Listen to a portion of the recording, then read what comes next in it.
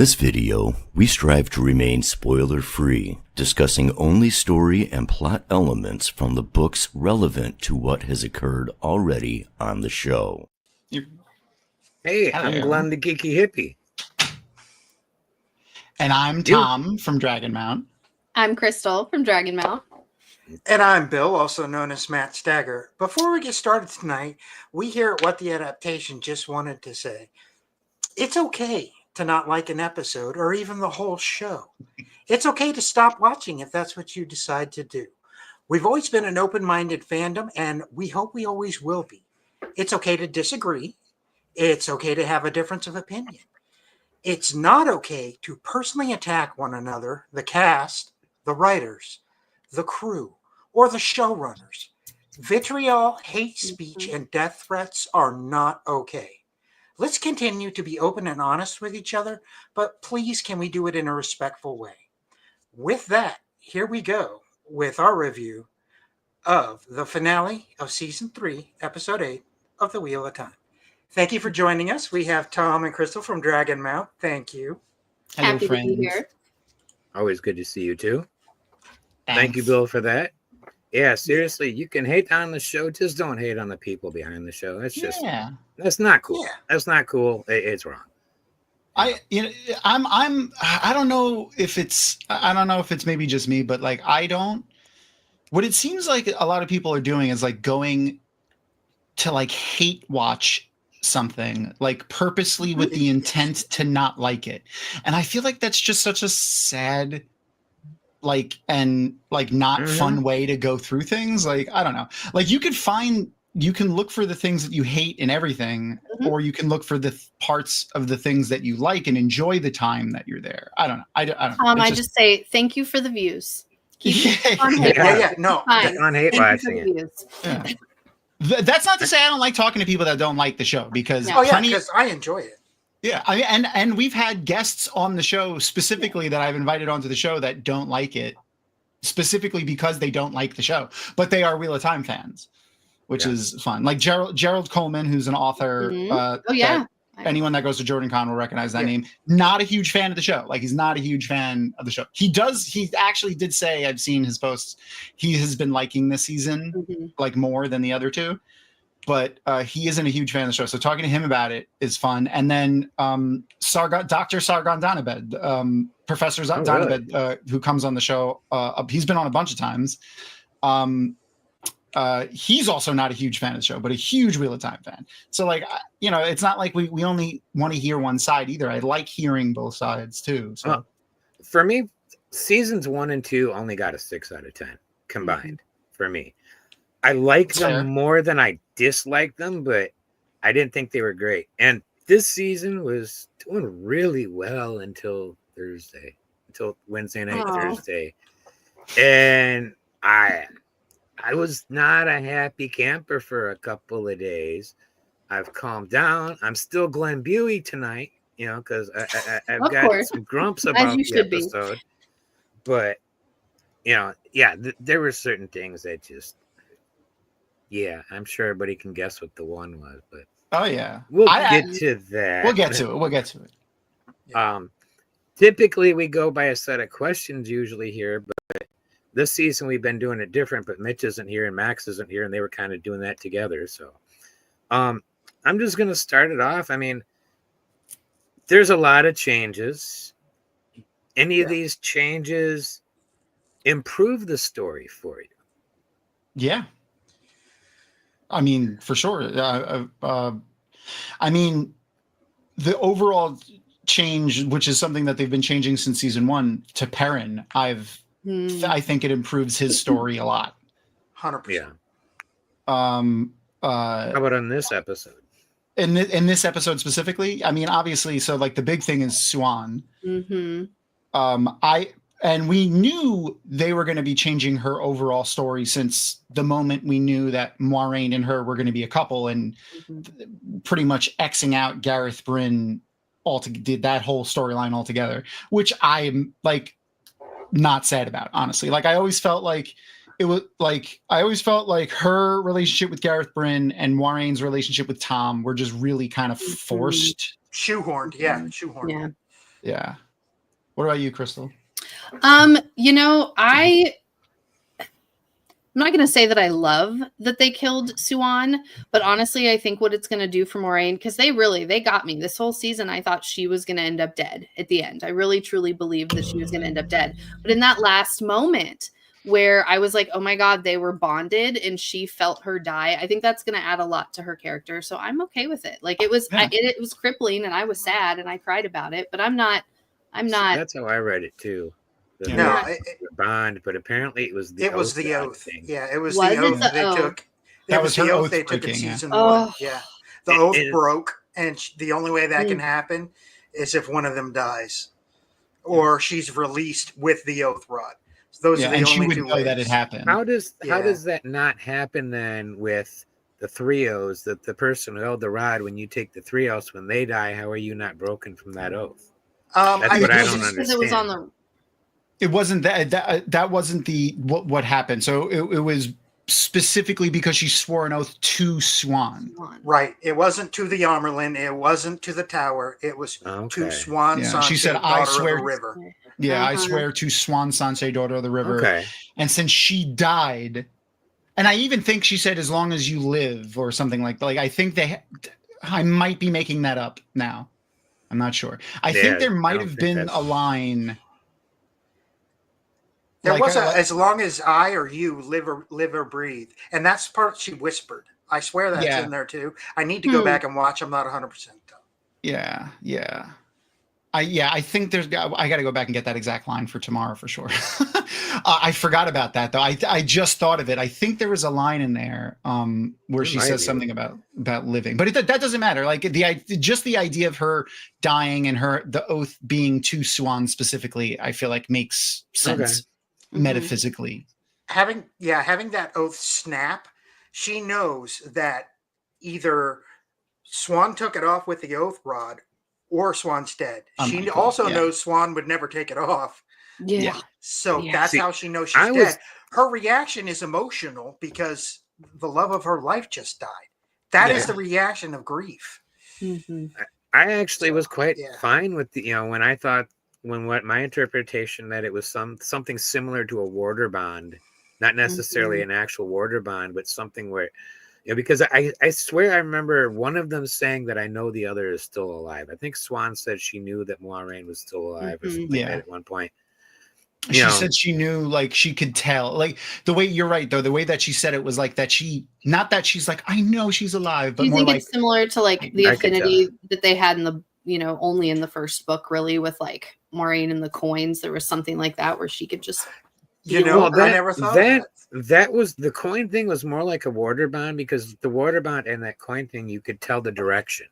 Maybe not the distance, but you could tell the direction. With the warder bond, I think you can't tell the direction with the warder bond. But no, I just assumed it was something like that created a bond that, let them know like the general condition of the other, or, let them know that the other was still alive and that when it broke, you knew that the other was dead.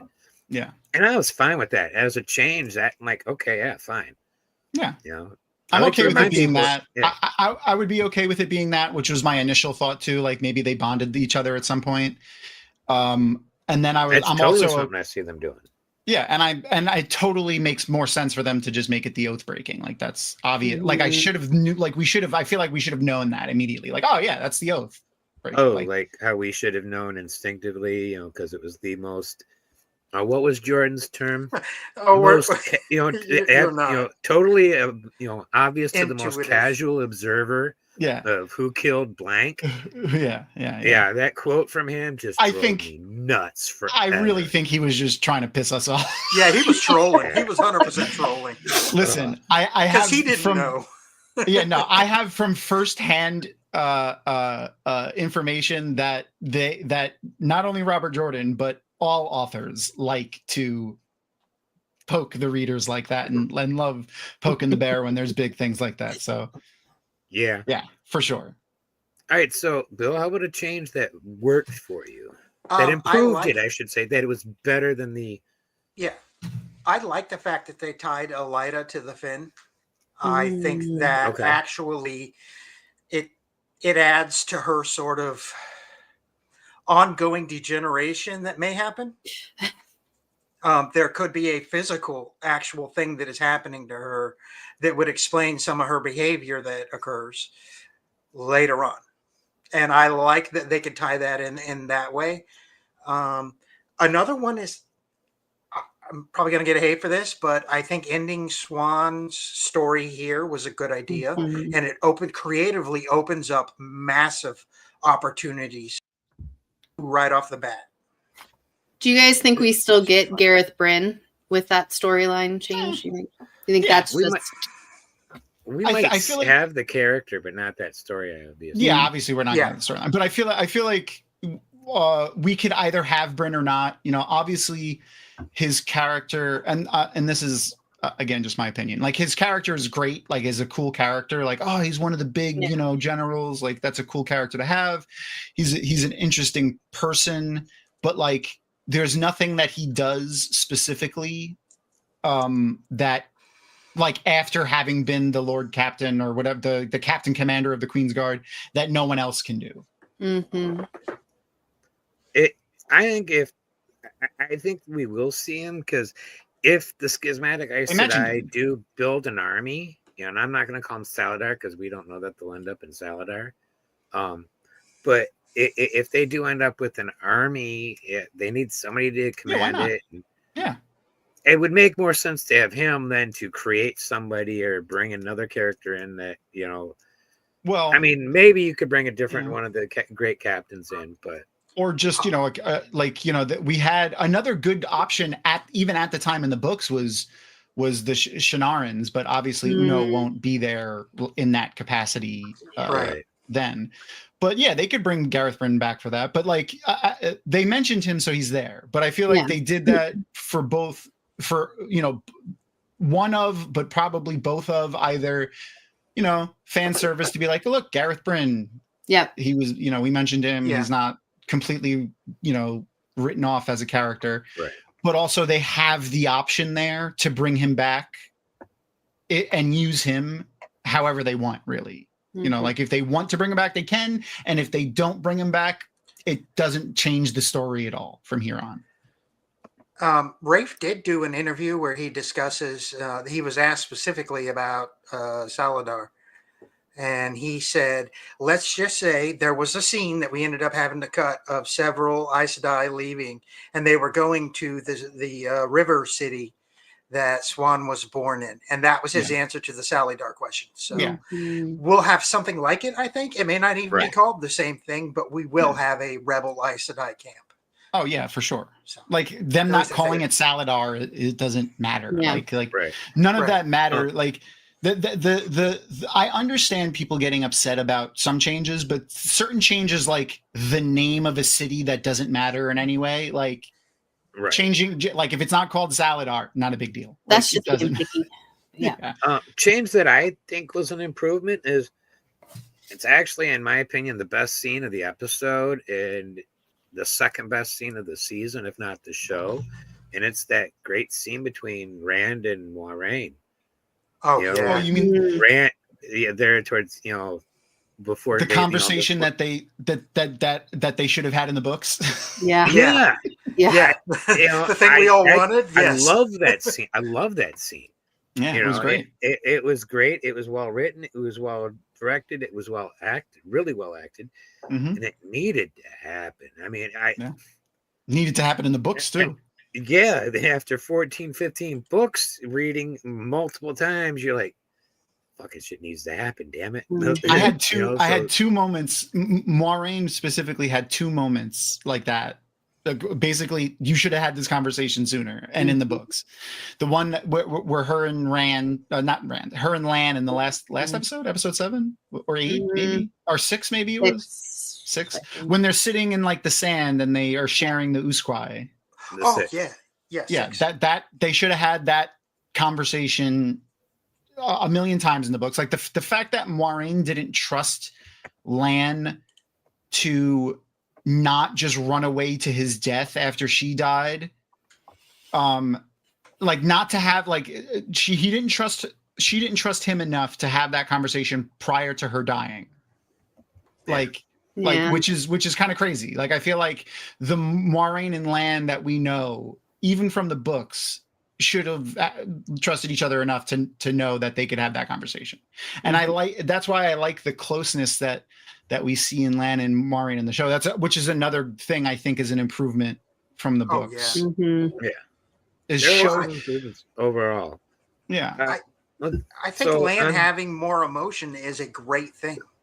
Yeah. I mean, if you did book Lan, he would have 3 lines all season. Yeah, and they would all be delivered like this. Stone face. Though Yeah. the only argument I have against that is that we did have more of a book version of Lan, except in private, instead of the emotions being felt over the bond, the emotions were vocalized on camera privately between either Lan and Moiraine, Lan and Nynaeve, or Lan and other warders. Like that's the only time we've seen Lan be vulnerable. When he's in public, when he's public facing warder Lan, like he's no nonsense. He's pretty stoic, yeah. Yeah. He's stone-faced. There's changes that worked for us Flames and that you angles. think improve the show.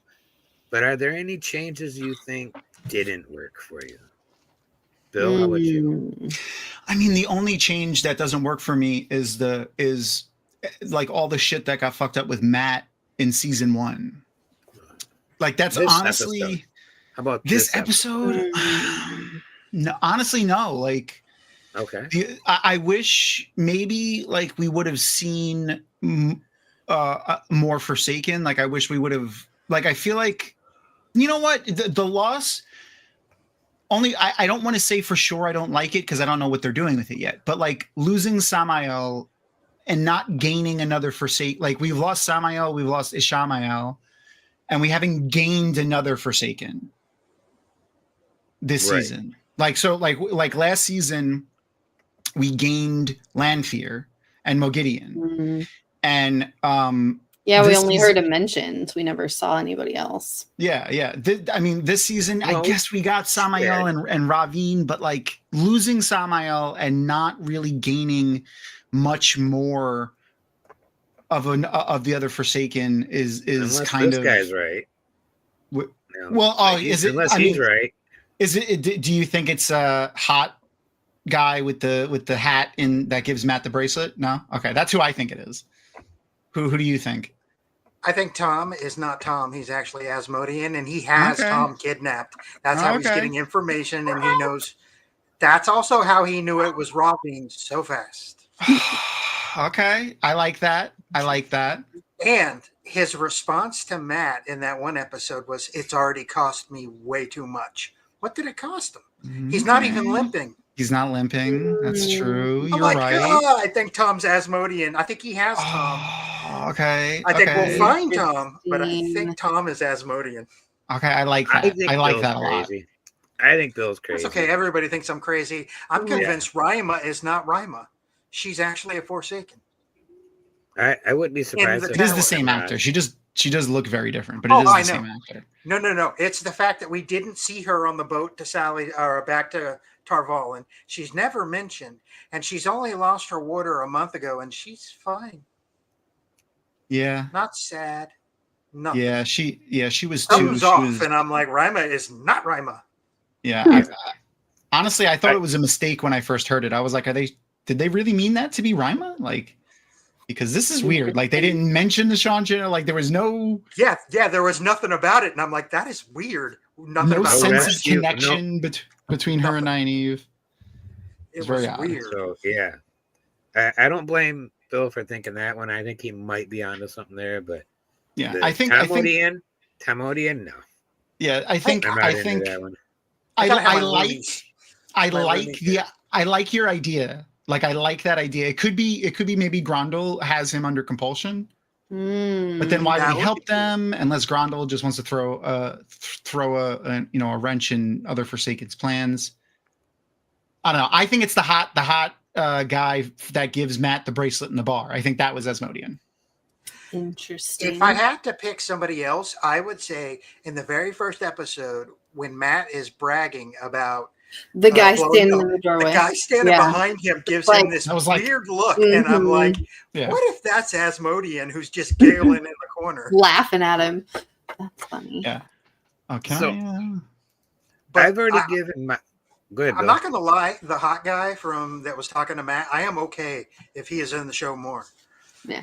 Dear God, that man should. It's not fair. He has a body like that. I could clean my clothes on his abs. That is You're wrong, 100% and I correct. love it. It's unfair. All right, I've already given my favorite episode or scene of the episode. You know, the scene with Matt or Rand and Moiraine.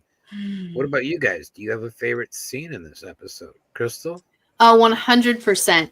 It's Nynaeve. I've been so invested in her block breaking since we started watching the show, and it didn't happen how it did in the books. And at first, like just initially as I was watching it happen, I was a little bit upset, but this is so much better. Like we've talked a lot on our rewatches about like the trauma that all of these characters have gone through, and I think it's much more realistic that that's how she like made that break through her block. So that is one of my favorite moments of the whole show. Also, her whole interaction with Leandrin was so fun. Oh, You had yes. a picture. It's so good. It is so good. I've watched that scene, like that whole clip where she like goes back and forth with Leandrin, and then this probably more than anything else in this episode. That's a good scene. I like this shot right here. I wanted to use this one as I wanted to use this one as the thumbnail for the YouTube video, but it was too spoilery. Too blue.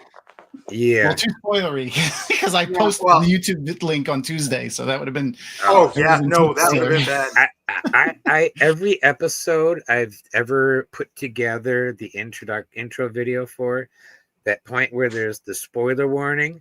If you watch, all of those shots are of a spoiler scene in the episode That's fun. of everything.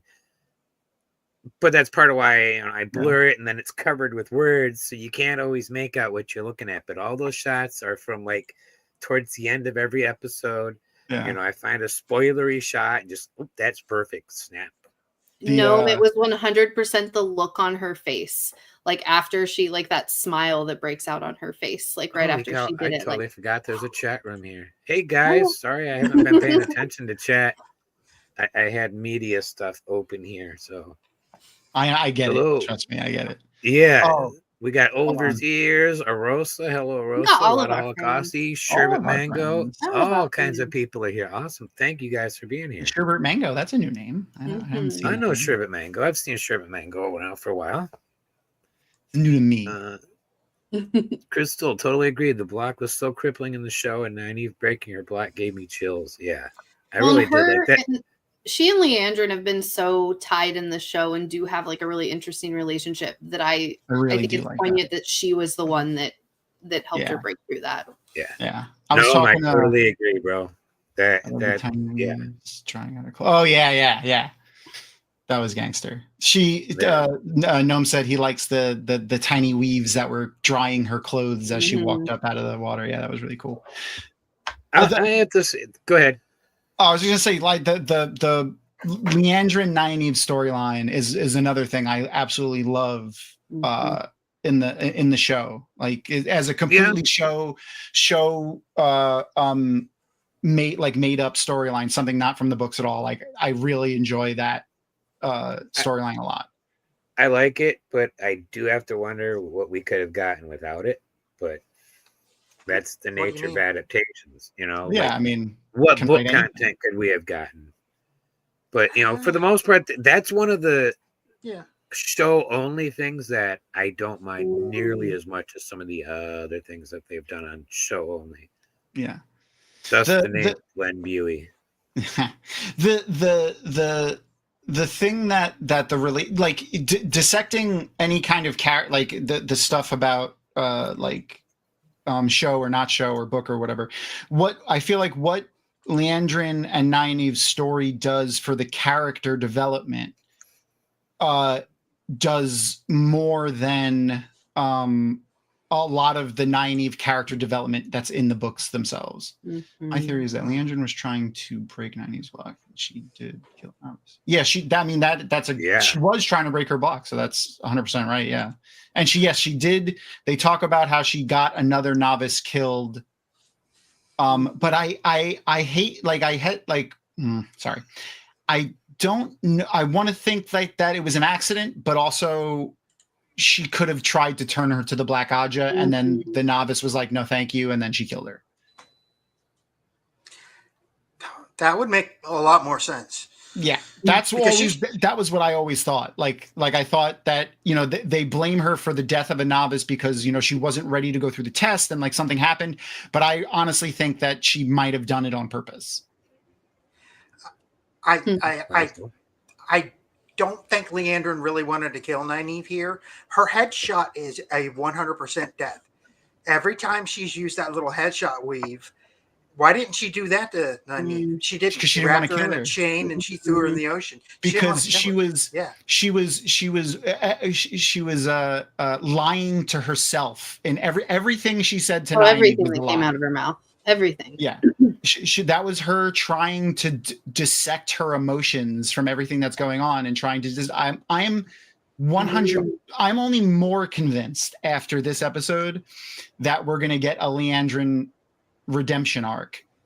And that's not to say we're going to get her returning to the light, but it's going to be like Leandrin shirking the shadow and being like, you know what? I don't really want them to win. I only swore because of my son. And then this bitch killed my son.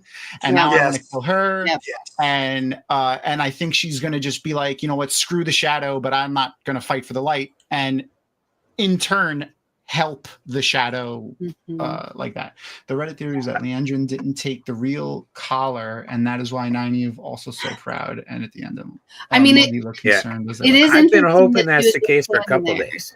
Yeah, it's interesting that she's just. I don't think Nynaeve would be that foolish to stand out in the open and just like hold the bag with the stuff in it. I don't know.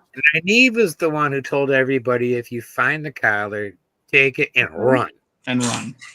Yeah, but honestly, Nynaeve how has often been does she listen to her own advice? Yeah, do as I Almost say, never. not as I do is kind of Nynaeve's thing. Yeah, So. But I've been saying in chats for the last couple of days that she should have hid the collar somewhere, like in the bushes nearby, and had something. It felt like it could be a collar in that purse, and that Reddit theory is playing into it. I hope that's what happens. So, as for my favorite episode or scene, honestly, it's the one behind me, Glenn. If you want to pull it up, that is magnificently beautiful. This entire magic fight, I'm like, finally, there is a magic duel on my screen, and I am extremely happy with the way it's shot, the color, the special effects, the outfits. Everything about it made me happy. Also, the fact it was two very badass women. Yes, there's all of that. I've got one stupid tiny little gripe about the CG or the VFX here. What? It doesn't look like the ground's lit by the flames. The ground's only lit. There's a shadow.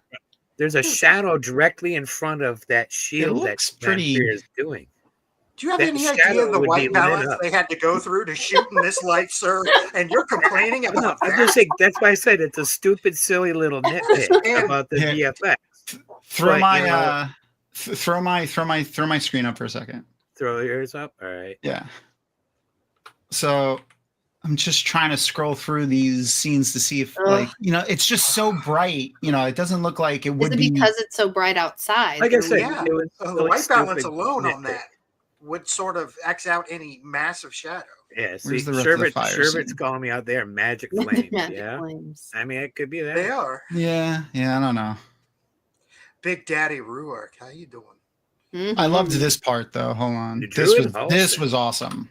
Oh yeah. The light against the dark. Oh, my favorite. That's what I call it. Yeah. Yeah. This was these shots were so awesome. The true power there. Yes. You get a pretty. Mm-hmm. Yeah, here you go. I'll show you. Why did she go? I'm just wondering why she put the true power there instead of go straight up. Oh, got the saw going in the eyes. Yeah. We had some really good shots here, specifically Oh my gosh. this one. I just love this one. This one is fucking Evil awesome. That would have incarnate. been It's a good incredible. wallpaper. Yeah, That would have made a really good wallpaper. I have 690 screenshots from this episode. I Just just a thought of couple. another We have. change. I We just thought of have, 'cause another you shared change them, that is an thankfully. improvement for me. There's one change that actually I'm glad they did, because if they had stuck to the book description of Balefire, I would almost instantly have had a migraine. Yeah, I loved the way Balefire looked. Let me grab it. Balefire Oh, needed to be the different purple. than like the super bright bar of white light, and I'm just like that. I get light sensitive migraines, and it would have felt like a It's so good. spike into my left eye right away. Yeah, Oh, I think love it her looks laser great. gun.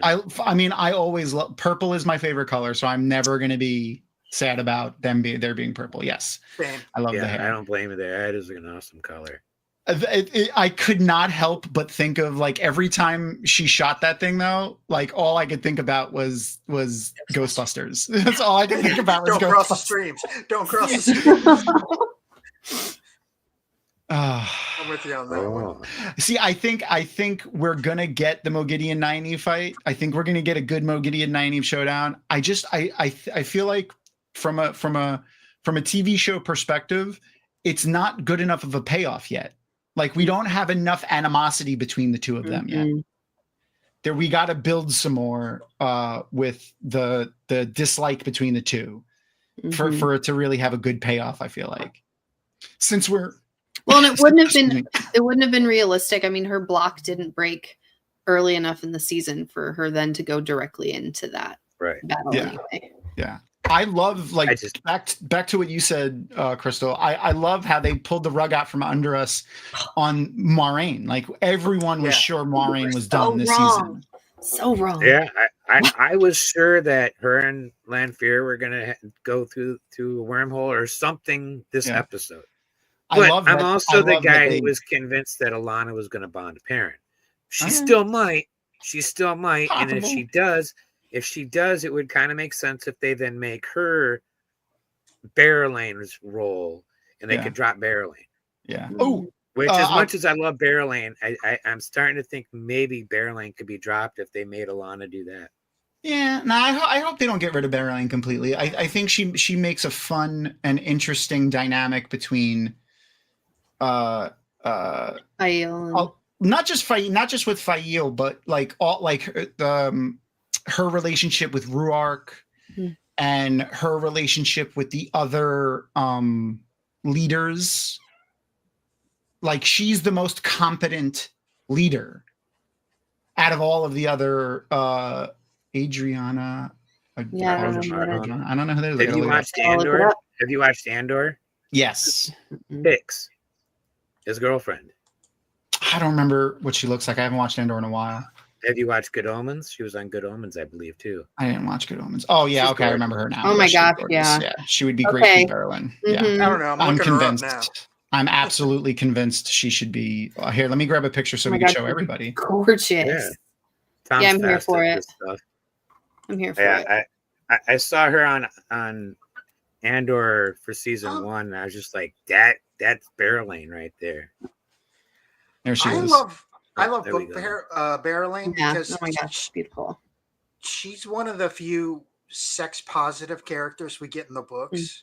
Yeah. And I loved that about her because she's like a strong headstrong ruling woman and she also understands I deserve to be happy and get what I want too. Oh, yeah. And you don't get a lot of that from 1990s fantasy. People have a misperception about Barrelane. They think, I'm going to use the S word. They think she's a slut, but she's not. I think at one point she tells Perrin that he would only have been the third person she'd slept. Yeah, I'll say she only slept with two or three people. She uses the fact that people underestimate her because they don't think she's smart, and they men underestimate her. Oh well, yeah. Well, even women do too. Like even the women do too. And the women just hate her. Yeah, and the women are just as guilty as the men to think that she uses sex as a weapon, where really what she does is when she gets these leaders alone in a room, she outwits them and they don't want to admit to being outwitted. So they just let the rumors lie where they lay. Yeah. And Berylane just comes out ahead of all these deals because she's just that good of a freaking leader. She also lets the guys think they're getting somewhere. You know, that she's Cleopatra, but she's actually good looking. You know, and a good leader. With that hat, Savannah's trying to take that role. Cleopatra of the desert. Yeah. Yeah. Oh. There's one thing I feel like even people that hate the show, I feel like you can't fight the costumes. Oh no. All right. Well, I like 98% of the costumes. What costume didn't you like? Yeah, which one? He doesn't like the Tuatha one. They're not hippie I can't enough. stand. No, it's not so much that they're not hippie enough. It's you look at the Tuatha and you look at the Emmons Fielders, and they're wearing the same colors. Tuatha have bright, vibrant, obnoxiously, painfully vibrant clashing colors. You want tie-dye? They did. They did. You want tie-dye, don't you? They did have. I think tie-dye would have made sense, but that's not what I need. I mean, I love tie-dye. I'm joking. I would have loved tie-dye, but I wanted bright, vibrant color. I would say that they did have vibrant colors, but they were just dirty. No, not dirty. Not you can't get that dirty. Here, throw up the screen for a second. Like his that is the brightest. That is the brightest that any outfit amongst the Tinkers has. You can't find that.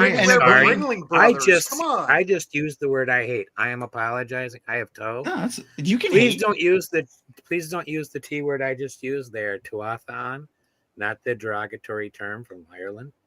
Oh yeah. So yeah, sorry about that. I didn't mean to let that on. That's all right. I feel bad. No, I've been lecturing other people about using that word, and then I go and use it without thinking. Okay, but you know what, Glenn? Do you know what I think it is more than just the lack of color?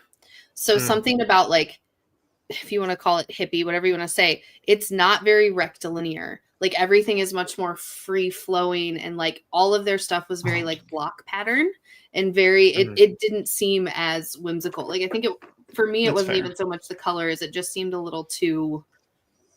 Rectilinear is the only word I got. A little too straight. The other costuming decision that I have issues with is the sudden Dark Willow that we got from the defecting Black Aja.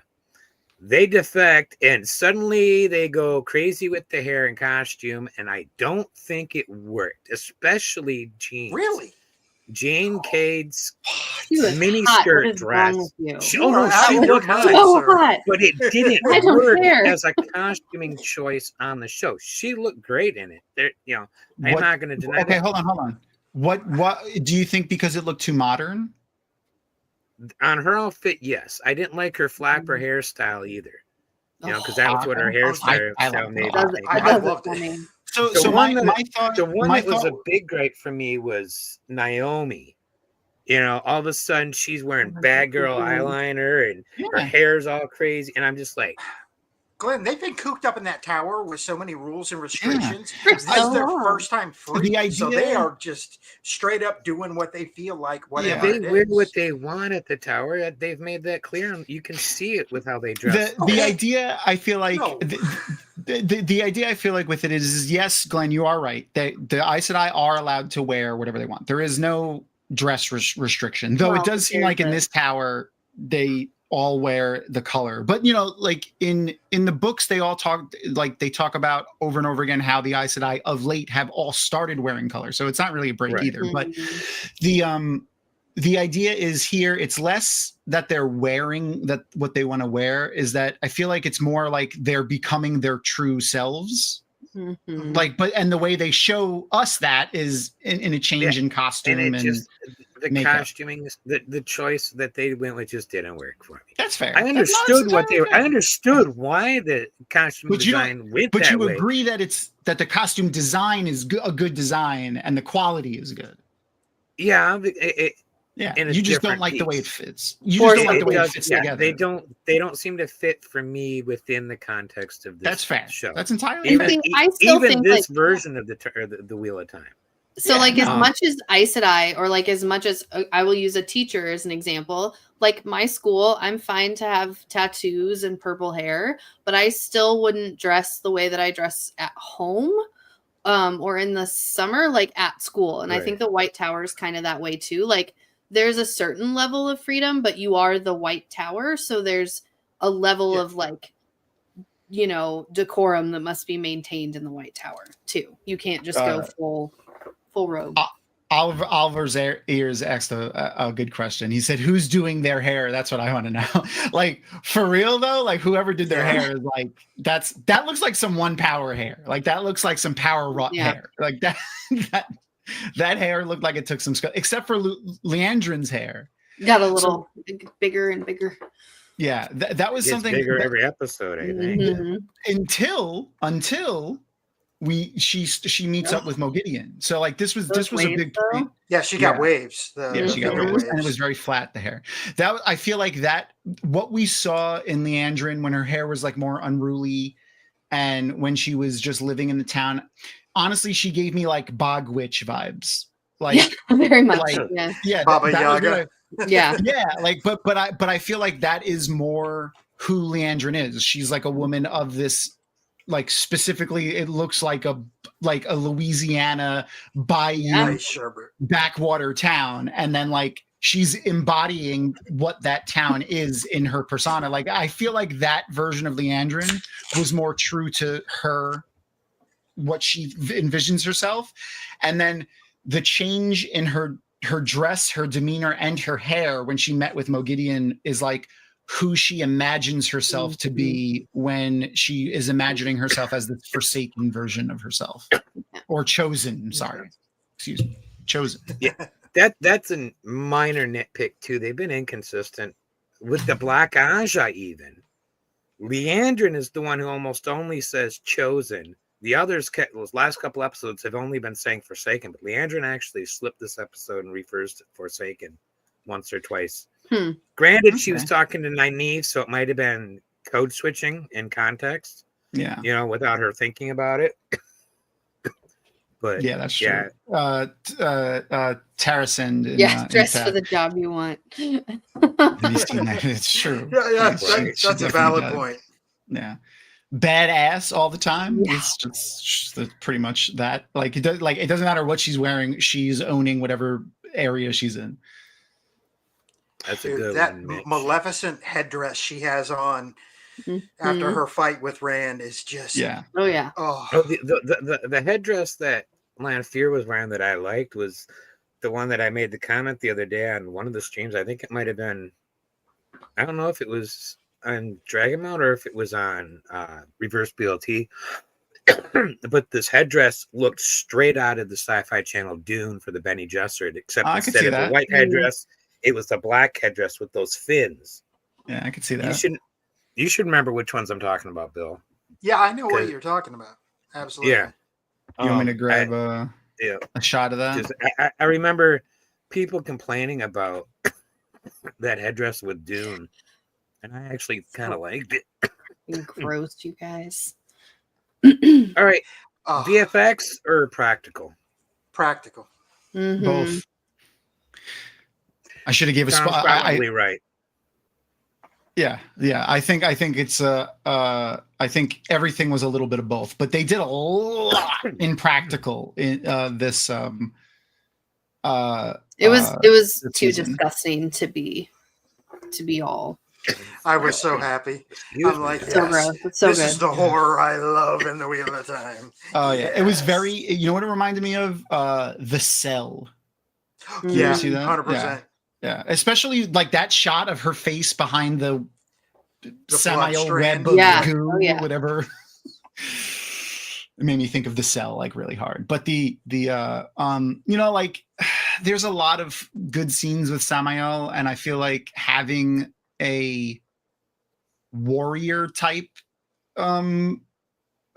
Forsaken might have lent more later on, but I'm also okay with it. Like, I'm sure we'll get to see fighting between Ravine and Asmodean and others. When he bragged about rediscovering the art of war, Art of anybody War, else just yeah. picture him finding the book by Sun Tzu Yeah. and going, Yeah. "Oh, Pretty much. Look at that. that's immediately what I 1000%. Pretty thought." much. 1000%.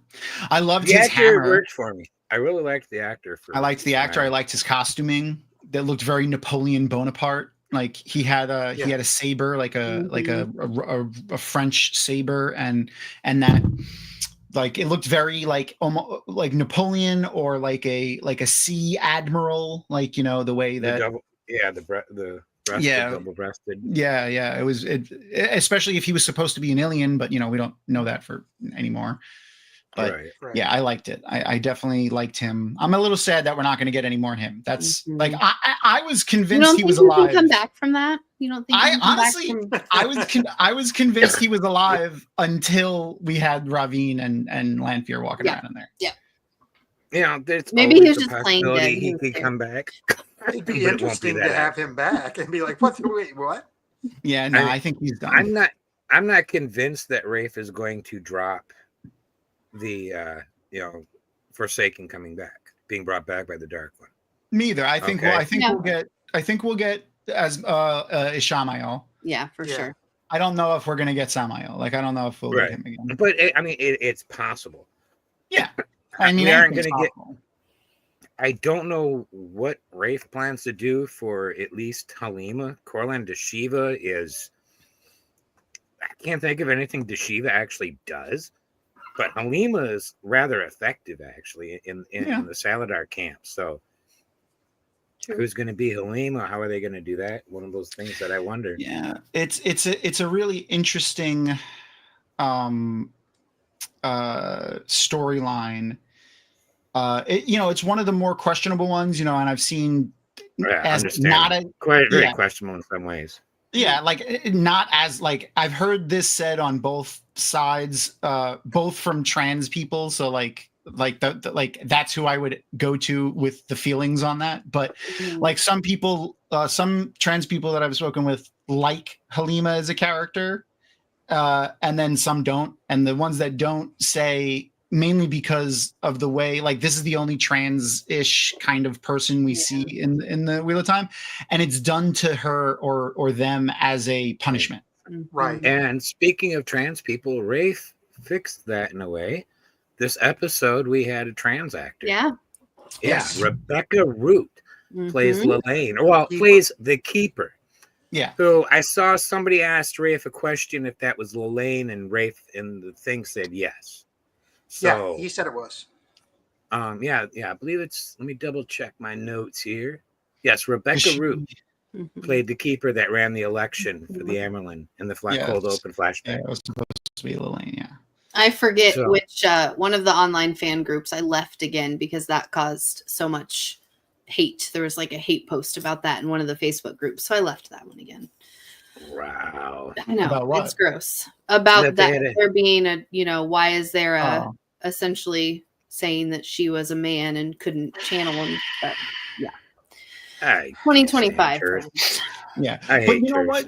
The way that I always looked at it, and like in the couple of games that I've made that have been set in the Fourth Age, and it's so the other thing that I do is we play D&D with Roof Mistress, and it's in a Fourth Age setting, and we do that on Time to Roll the Dice, which is a lot of fun. But in that Fourth Age setting, I helped Roof Mistress build the world setting, and in all of the Fourth Age settings, I always kind of evolved the thought of the One Power into being channelers of Sidar and channelers of Sidene, instead of the male and female half. Yes. Because like it makes sense, especially the way we understand trans people now. Like the soul might be a channeler of Sidene or a channeler of Sidar, but you were born in the wrong meat suit. Right. Yep. Exactly. Yeah. Yeah. So like, so the idea of being able to channel Saidin or Saidar, but being physically one other thing makes sense canonically too. It's just the evolution of the way they look at it within the story. Yeah. And I love that. I also love the fact that they're including everyone. We have every shade of skin, every height, every sexuality. Yeah. Everybody gets to be in the Wheel of Time because it's the future and people are freaking different. Yeah, And it's also got a furry. We even got a furry tonight. So that was episode. Oh my god, I was waiting for like our favorite part about the episode. That was my favorite part about this episode. Oh, let's move on to the. Oh, did you do your favorite scene, or is that your favorite scene, or just that was my favorite scene? No, that was my favorite scene. What did you like about that scene so much? So I have been like, I never had a clear picture of the Eilfin or the Eelfin in my head, the A-fin or the E-flin in my head. Like, you know, it was always really difficult to picture them because like everyone is so like there aren't but there's no non-human races in the Wheel of Time. So like, you know, there's no orcs, there's no like, so to picture them as humanoid, that's the only thing, but they still look like really big humans, you know what I mean? Mostly, mostly. So like the idea of there just being like an anthropomorphic snake or an anthropomorphic fox never really chimed in my head, but oh my god, I loved this. Much. I giggled the first shot of that face. It burst out. I just burst out in giggles. Me too. It was funny. The scene itself is great. But on the production side, I'm not entirely happy with the makeup, the character design. What? I loved it. Yeah. I thought it was fucking phenomenal. So did I. Yeah. Like, I wonder how many show-only viewers got the impression of Fox before Matt talked about the Fox Den. I see it. Smelled like that place. I see it. I see it because I knew it's supposed to be a fox. I am curious about that. Yeah. Well, I mean, it does look like anthropomorphic furry creature. Like I could see not knowing that it's a fox for sure. Like I told everybody, more red in the face is what I would have liked to see. Well, I mean, there are foxes that are only white. There are foxes that are only brown. Like a snout. And Bill, I think you agree with me on this. They could have used ears. Yeah, I think ears on the top. On the top of the head? I think on top. He has really pointy right ears. There. Yeah. They just weren't I just think a little higher up, so they were a little more pronounced. Would have read Fox a little more, but I'm happy with the makeup. I don't like it at all. I think I've heard someone call it like an alien animal. Like they didn't know it was a fox. They said like alien animal. So throw the picture back up for 1 second. I had the chance to talk to Robert Strange. I interviewed the guy that plays the Eelfin, and he both loved and hated these boots, by the way. I can imagine. He said they are glorious. When he walked into the room. Oh God. And so he's on his tippy toes the whole time. Yeah. He said when he walked into the room to do the first anything for the Eelfin, he saw those boots sitting in the corner and Sharon was there and he was like, "Are those for me?" And she was like, "Oh my God, I was so afraid to ask you to wear them." And he's like, "No, I want to put them on immediately." So like he said I love them, but he actually said when he was on the pedestal that Matt's sitting on, like when the scene starts and he's standing on that pedestal, he had to have a wire holding him up for in between scenes. Can you imagine your calves, like how your calves would feel being on constantly on your tippy toes. The actor Doug Jones, who played in Star Trek Discovery as the Kelpian first officer, he wore boots, shoes, just like that, because the character was up on his toes like that all the time. I couldn't imagine doing that. So this is a spoiler for like later in the series. It's not that big of a spoiler though, but we do know that it's not really that big of a deal. We know that the skin that he's wearing is supposed to be human skin, or at least can see a nose down there. It's got noses, ears on the back. I fucking love the back shot is amazing. It's got noses stacked up on the back like spines. Oh, It yeah. is amazingly done.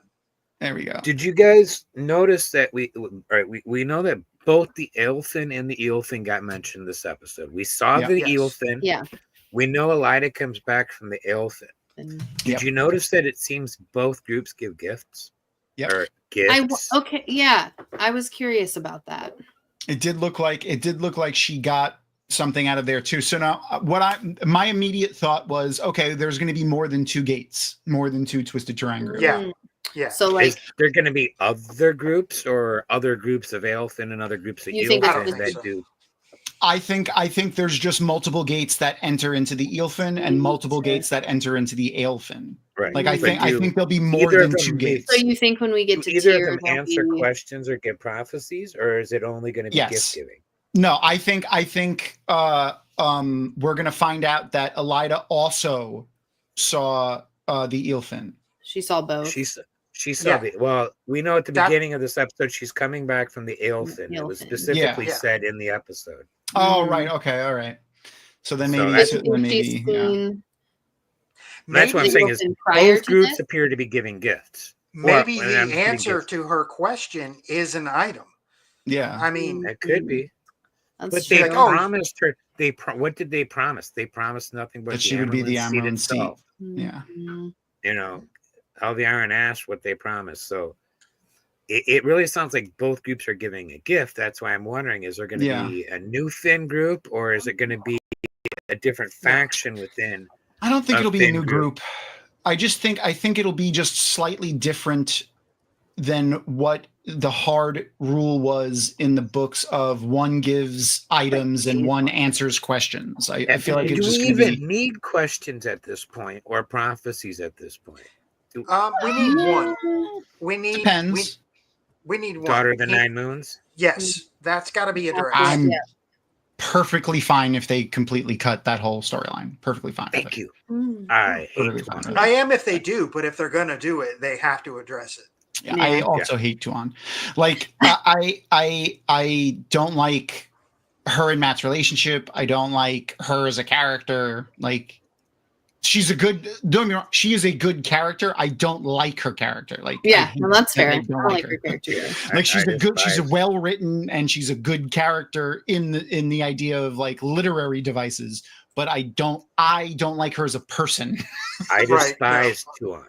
I I get you. despise Tuan. Me too. And it's fun Especially- to despise her. There's a scene that made me hate Matt in I think it's A Memory of Light. No, it's not A Memory of Light. It's one of the last 3 books when they're in Val and Luca's traveling show Yes. after, and the 2 Aes Sedai bust into the caravan and she collars them, and Matt looks at her and this is the thought he has in his head.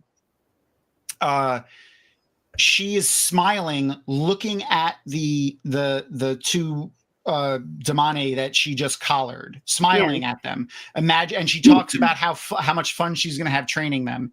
And Matt's thought in his head, "Oh my God, that smile! She's so beautiful. She's never been more beautiful than in this moment." Like that's Oof. what he thought when he looked at her, and I was like, Which book "And was I that? hate you.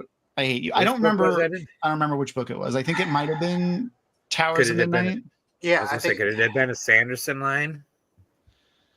I don't Mm. remember. When does the middle of the series is so mushed up in my head. When does she Gnome? go Even to the end of the series is mushed in my head.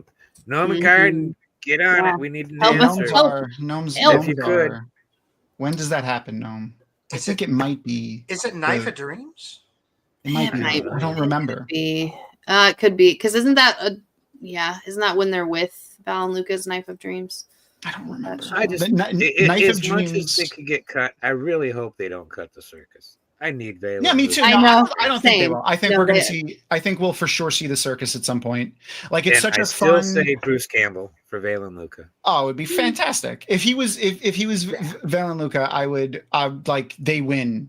Like I no would one can say forgive anything bad Matt. about that show ever again. If Vela and Luca ends up being Bruce Campbell, I would come back to the show and forgive if they actually had Matt and Min hook up. Because I've said if Matt and I'm Min still hook up, not I sold quit. on that. I Yeah. I would am forgive them for that if they cast Bruce Campbell as Valen Luca. I have been shipping them this entire season. If you've watched no, any of my no. rewatches, No. I'm full No, on so Hard gross. No. Eminem. No. Eminem. No. I'm in there. No. No. I Just- like the two of them. No.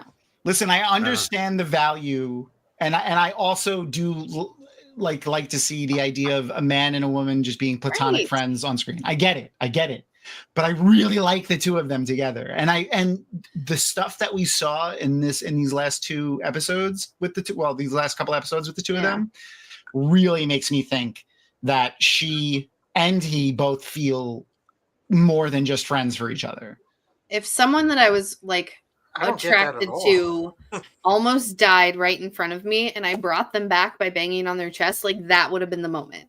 That would have been the moment for me. Like, yes, you're going to kiss them in that moment. Like they died in front of your That's eyes fair. and you brought them back. No. Yeah. I do I not don't consent to CPR from men. That was violent. That was violent. I do not consent to CPR Okay, but from men. she's real tiny. This I is she's know. so small. Just the way she was beating on him, I'm like, oh my god. Okay. She may actually break some She was ribs. I know pounding on CPR that does. chest. She really was. pounding on She that was beating chest. on him. What are you looking So at? there's a scene in episode 5 when they're on the ship together, the Sea Folk ship, which, by the way, love the Sea Folk. No notes. Yeah, Anyone same. who's just pissed because we're not seeing more tits on screen is just you being a gross, probably dude. Yep. But like, Yeah, I'm gonna feel like I've 90% only dudes. seen men complaining about that so far. So, not that I'd complain if there was more, but Right. I digress. Like that's like I thought the Sea Folk were like their costuming was gorgeous, the jewelry was great, and the way they were weaving was so cool. Oh, but yeah. like, Dancing. Do There hope was a that's the scene- last we see of the Athan my year, though. you hope it's the last we see of them. Yeah, they bogged down the story in the books after this. I think. Well, You're not here for the I bull think wins. I think No well, Bolo yeah, wins. I don't want the bowl. I don't want the Bolo win storyline. Skip the I wins. yeah, I do want to see them again though, like with like the something with the Shanshan. Like we got to see some sort of Mhm. confrontation between Maybe them they and the help Shanshan with on the water. that's what I was gonna say. As long as the Korra Moore storyline and all the bargaining and making Mhm. deals with them goes away, because I mean, if there's a slog for me, it's pretty much everything dealing with the Athan my year. Oliver, no, you're not a gross dude. I mean, you are a gross dude, but I'm also a gross dude. No, I mean more like people are like, no, the Athami are stupid because there's not more tits. Like that's what I mean. Like like I know you're not. no one has a problem. I'm surprised- If there is more. It's just, Does anybody know if the white cloaks or the book cloaks are bitching that they're not all black? No, they're definitely not. Of They're course definitely not. not. Of course they're not. You know, so they don't stand by their No. their I mean, claimed beliefs. Then It's So they're because we, hypocrites. well, no, they just are showing their true colors. Mhm. Though what I was talking about was the scene specifically when they're on the Sea Folk ship. It's Min, Matt, Elaine, Nynaeve, and they're in the cabin of the ship and they're going over the plan. And as an aside, also Elaine and Nynaeve taking charge in that moment, really like the dynamic between the two of them giving orders, and like you could tell the two of them were taking shots a little bit. Like Nynaeve says something and then Elaine backs her up, but like then adds something on top of it and make sure you do this because I need to make sure I also have an order in here. Like I liked that a little bit. But when Nynaeve turns to Matt and goes, "Can we trust her?" If you look only at Min in that scene, she looks very vulnerable. Like when he went, like for the 5 seconds. But she essentially kind of screwed him over. Like I don't see her as someone who's had a lot of close relationships because of what she can do. I don't think she's had like a close bond. And I think in Matt, she's met someone who can kind of be her equal. I think in that way, like they're, someone that she really cares about. And so like, that's nice when someone you care about is like, yeah, of course you can trust her. Like that's my homie. As It's just long not as their doing- friendship- Until face they're when she's making out, speaking. Tom, I'm not going to accept it. Okay, Until I okay. see them making out, Okay, I'm not okay. not To gonna I me- like it. To me, it's just as weird as it would be if Nynaeve and Rand hooked up. It's just weird. I But they can't. never have Rand any- and Moraine in that one like flash. That But, was like, insane. Min doesn't have any relationship with Matt in the book though. Like they don't I know. have any relationship in the book. And So I like don't even need her to go on to have a relationship with Rand. I just don't want her to have one with Matt. Yeah, I've come to the conclusion. I don't think I need her to be part of. I mean, it should happen, but I don't think I need it to happen. Her being part of the quadrangle there with Rand and Elaine and there doesn't need to be a three-way relationship, with Rand. Like, I'm not no shame or shade on polycules and polyamory or anything like that. But I don't think we need that in this story. Like, we have it with Elaine and Avienda and Rand. We don't need a fourth person in that. Yeah. And I like I like Matt and Min way more than I like Matt and Tuan. Oof. Yeah. That's okay. I'll give you that. I like anybody better than Matt and Tuan together, honestly. Yeah. Does anyone like the Matt and Tuan relationship? Like, I haven't heard a lot of people be like, it's the one big flaw of Matt's that and Matt is my favorite character in all of fiction. Every genre, every medium, Matt is my ultimate favorite character. Really? But he's got that huge ass flaw named Tuan. Yeah. And actually flaws make characters more interesting. So usually. Yeah. Ooh, As long as, but I'll be fine as long as Matt and Min have a relationship on the show like Matt and Birgitta in the book. Yeah. I mean, don't get me wrong. There's a lot of scenes with Matt and Tuan that are great. And there's a lot of moments that the two of them have on camera or on screen or, on the page or whatever that are really fun moments that I like. I think she challenges him, and I like that. I like that. For him, she challenges his beliefs, but I don't know. Nice. Hopefully that can happen in other manners. Yeah. I feel like they don't have a lot of time to build a whole nother relationship with somebody else for Matt. So really just from a standpoint of how much time on screen we have left of this show, I don't think they're going to introduce a whole new character for Matt to have a love interest. I think that I think almost for that reason alone, it's going to be Min. Yeah, no, you're right. He doesn't need one. We've talked about favorite scenes, and was there any scene you didn't like? From this episode, there are things that I kind of wish they would have added just a little bit, like after Matt's revived, him grabbing the Ashendari, that would have been great. Yeah. And then having Chesma and Emery cast something at him. I don't care what, but have her weave something at Matt so we get an idea. Oh my God. I'd say we could get that, but we've already seen them weave it. Yeah, I totally agree. Sorry. Yeah. I just wish we hadn't seen that shot there at the end of them on the boat. Because that kind of negates anything else happening in Tanchico. In Tanchico, yeah. I was questioning where Tom was on the boat. We didn't get it. There was no Tom. Yeah. So I feel like we didn't get a shot of Ashendari this season because they probably just didn't make one. Like they didn't make I mean they didn't make a final version that they want to show on. Like, because we only see it. There's literally one shot where you see it for 1 second, and you could barely see it. Like, you barely can make out what it looks like. It takes work to find it, and I went out of my way. I'm like, I have to find it. Yeah, we got a shot for it, but there's the only one shot is when he's zoomed way out. Like, I have it. That was my problem, and that's why I had to use a sort of less great picture, but you can see it clearly. Light blinded fool, I'm 100% with you. Yeah, we need the Matt and Aludra relationship. That would be a good one awesome. too. Mm-hmm. Yeah, there it is. Yeah, that's the shot. You can kind of see it, but I'm convinced that's not a final. That's not the that wasn't camera ready. That's not close up ready version of Ashendari. Right. I do agree. I think we should have gotten some sort of weave not working on him scene. I think that would have been poignant. Though I don't know. Yeah, I mean, people who didn't read the books would did that not ruin pick it? Up on that. And do you think people who didn't read the books can tell that medallion is a fox? Well, they just didn't pick up on what it was what it was for or what it was supposed to do. I knew what it was supposed to be, but I just didn't really. I mean, I sort of saw a fox shape in there, but It's Like that one of those scene, design choices. It's one of those design choices that just doesn't work for me. Hey, listen, it's better than the fucking Horn of Valir, all right? Yes. Oh my god, that is. Don't get him started, Tom. Don't get him started. Hey, at least they made fun. Hey, Hey, listen. The Horn In of episode Valir 7 or the Way Gates. In my episode, God, I hated the Way Gates. In episode 7, they made fun of the Horn of Valir, so I'm Yeah, they make convinced fun of they know. themselves all the time. Yeah, like as bad as it is, I'm glad that they can poke fun at themselves even in the moment. It read more particular lines of dialogue that you particularly liked or disliked.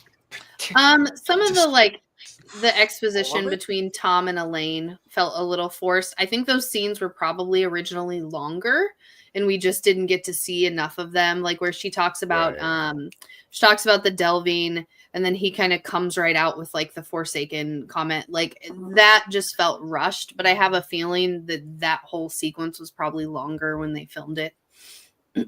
Yeah, I really love Tenchiko. I kind of wish we got to see more, but like, you know, like there's so many cities and towns that so many. I loved that song so much.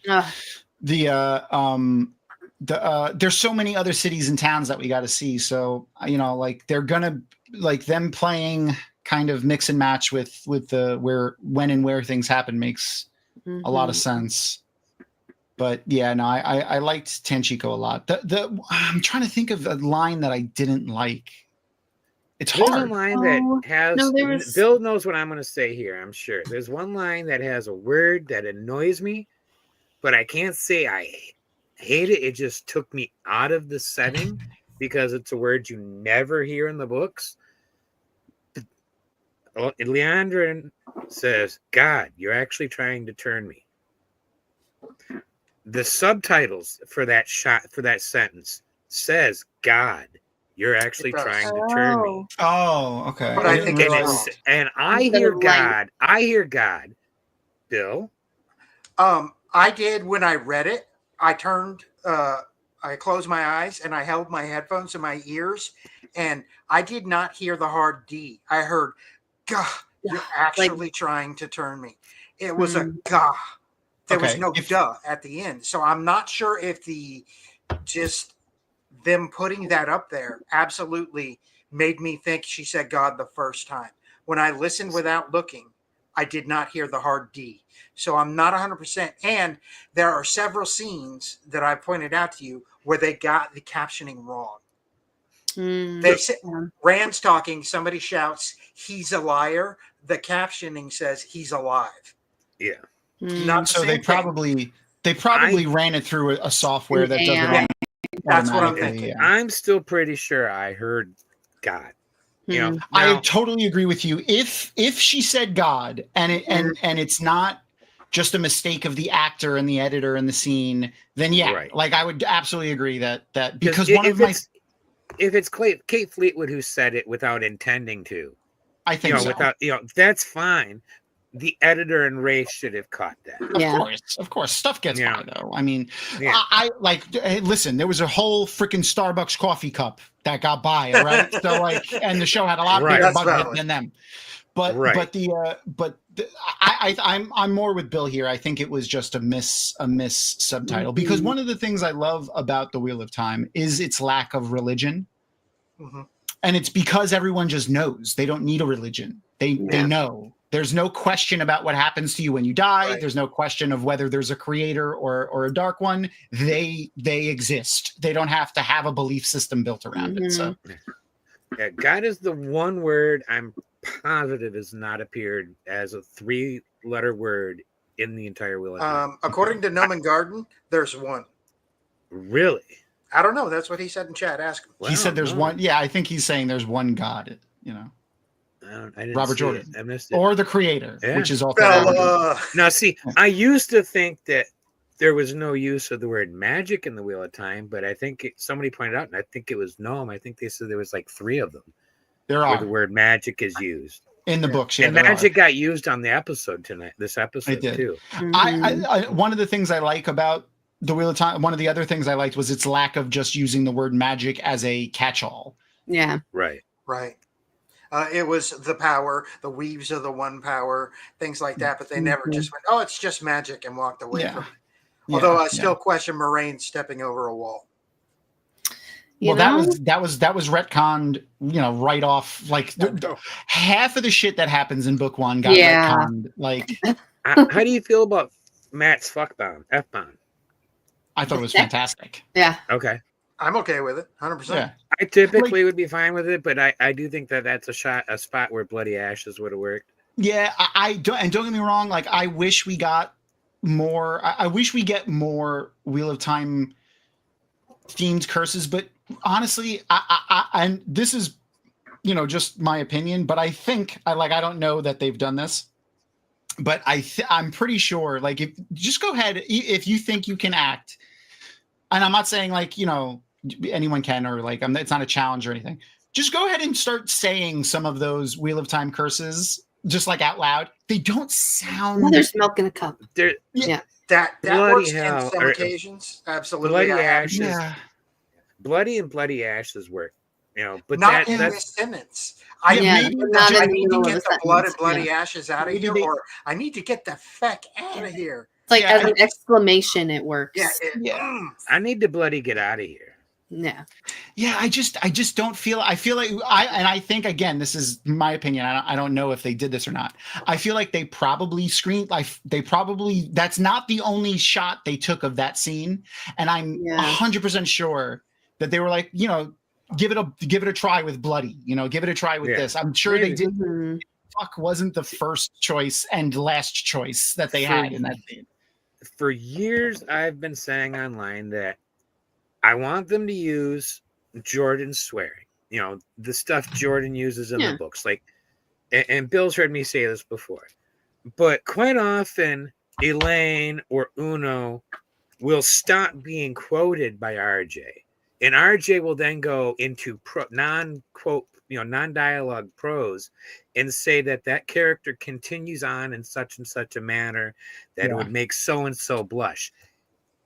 There's all these words that Robert Jordan's not including.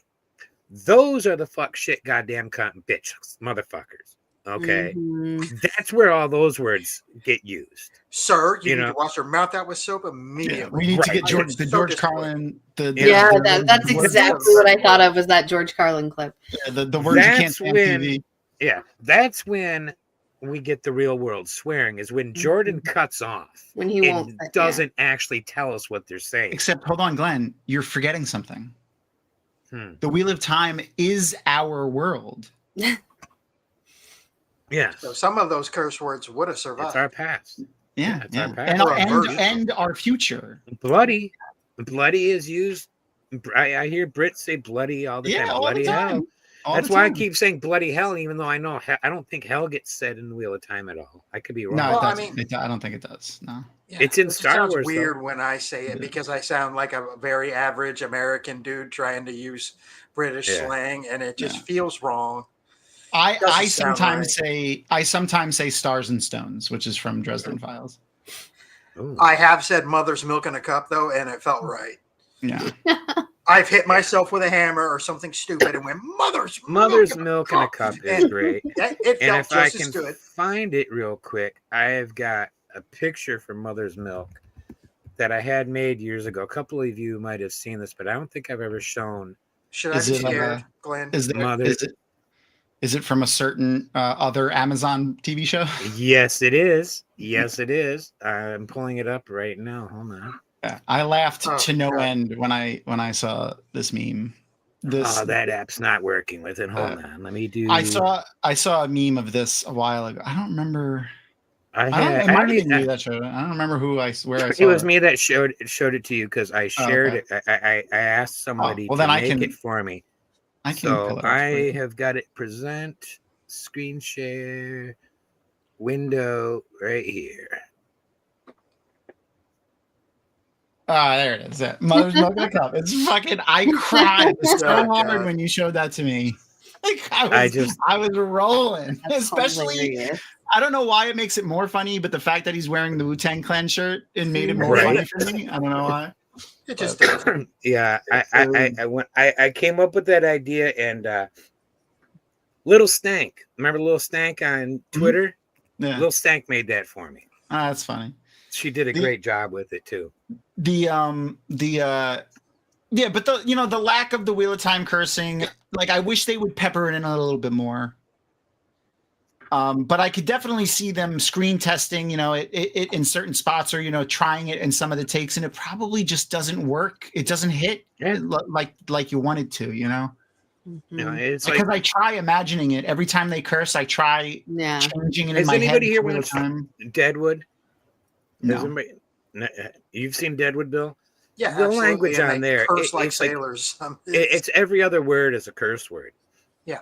And a lot of people, when that show was out, was coming out, were complaining about it because they didn't swear like that back then. They didn't use F-bombs in these words. And the writers were like, yeah, no, they didn't. But can you imagine how people would react if the swearing was, God darn it, how do you think you can do that? God darn it. Oh, shucks. These words, You're asking them to do the same thing, Glenn. The late 1800s, because the late 1800s stuff just sounds silly as hell. Yeah, of the wheel, and I'm not saying stop. I'm not saying stop using the Jordanism. I want the Jordanisms in there, just supplemented with real world fuck shits, dams, and all that. Yeah, I don't know. I agree. I do. I hope we get at least some Mother's Milks in a cup, and I really want Lanfear to refer to Ilyena as a pale-haired milksop really bad. Yeah, milksop has got to be in there. Yeah. Yes.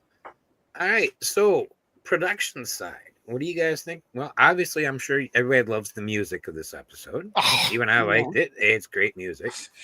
I love every bit of music that has come out of the Wheel of Time up to now, every season. Irregardless of what happened during the season, the music has been amazing. Yeah. It's been good. The music, the costumes, and the set design for me have just, there's never been a miss, really. Yeah.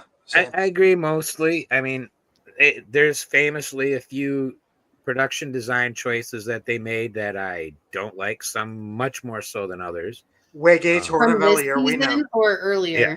I hate Waygates and I hate the Horn. But Well, I'm also rather annoyed with how they did him, Matt Stagger, and I was a little annoyed with how they did Tam's sword.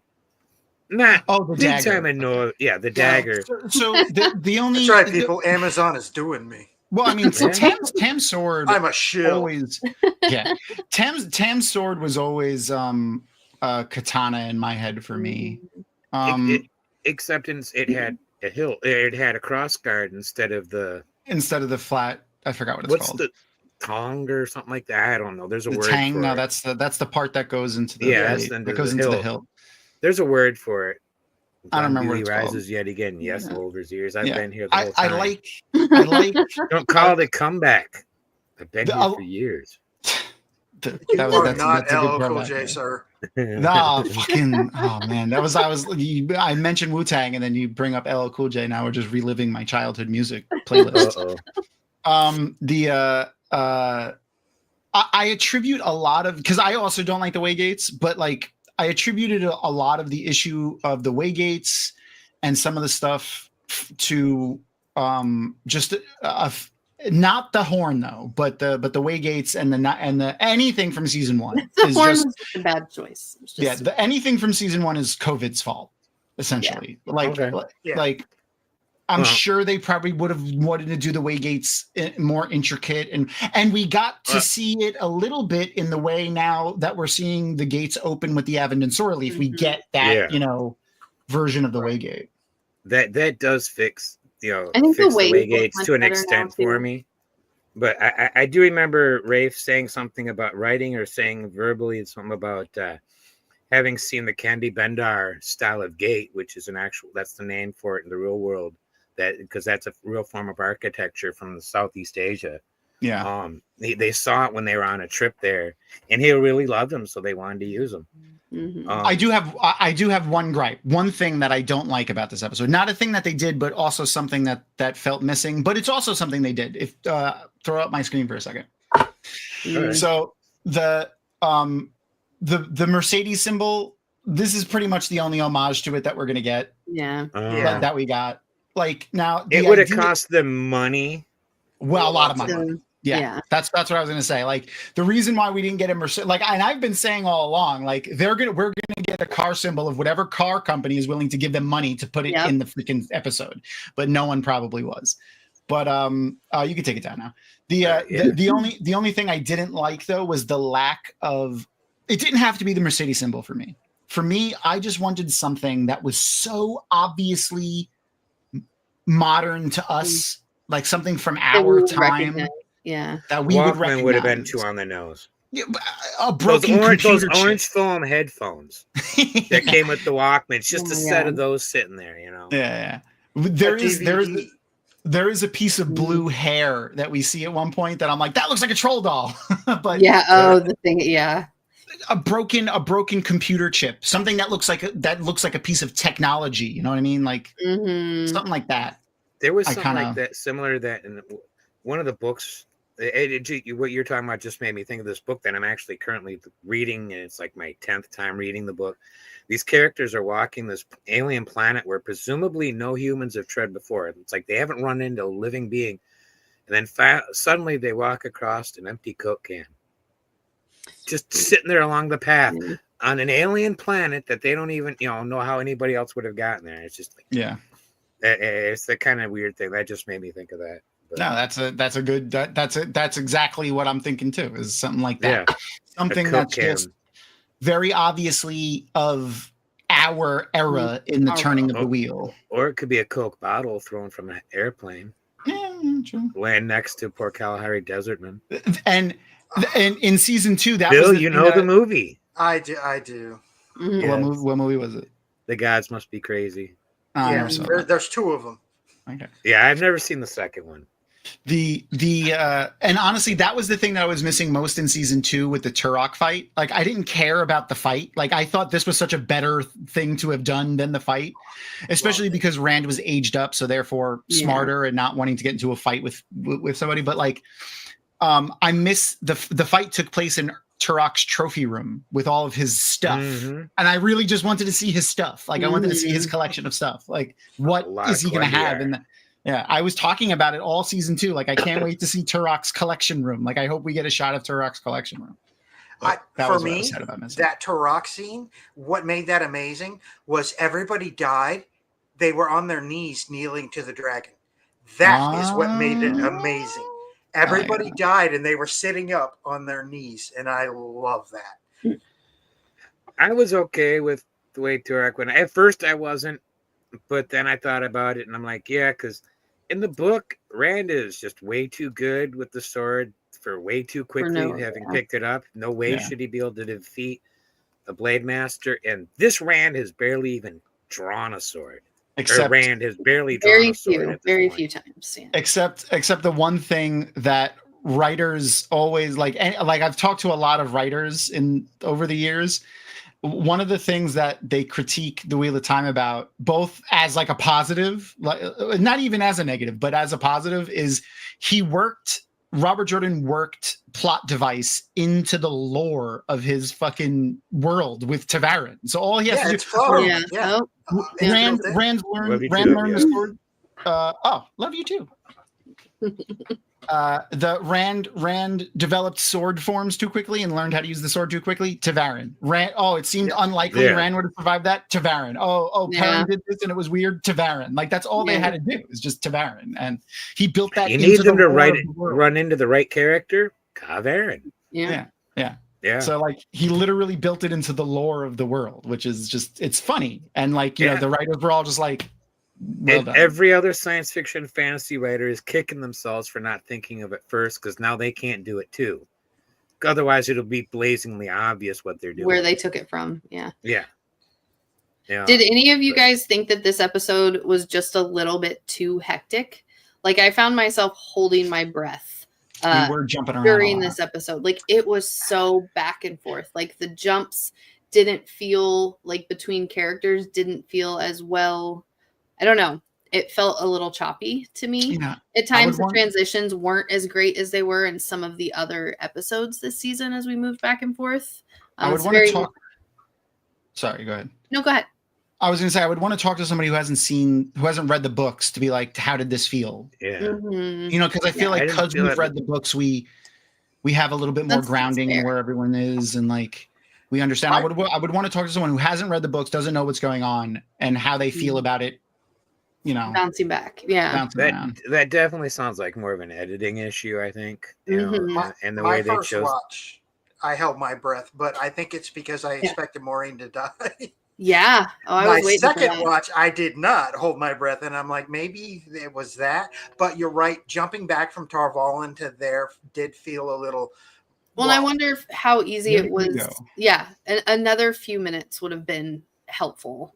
Because like my gauge is my parents, who my dad is not reading, my mom is reading the books. They're both watching the show. He's really confused about the final episode. Like he had a hard time following it. He's only watched it once. They were actually going to watch it again tonight, but he was having a hard time like going from place to place and keeping track of everything. Yeah, especially because they go to like not only do they go to another dimension in the Isle thing, Right. but like that's not Literally. difficult to follow.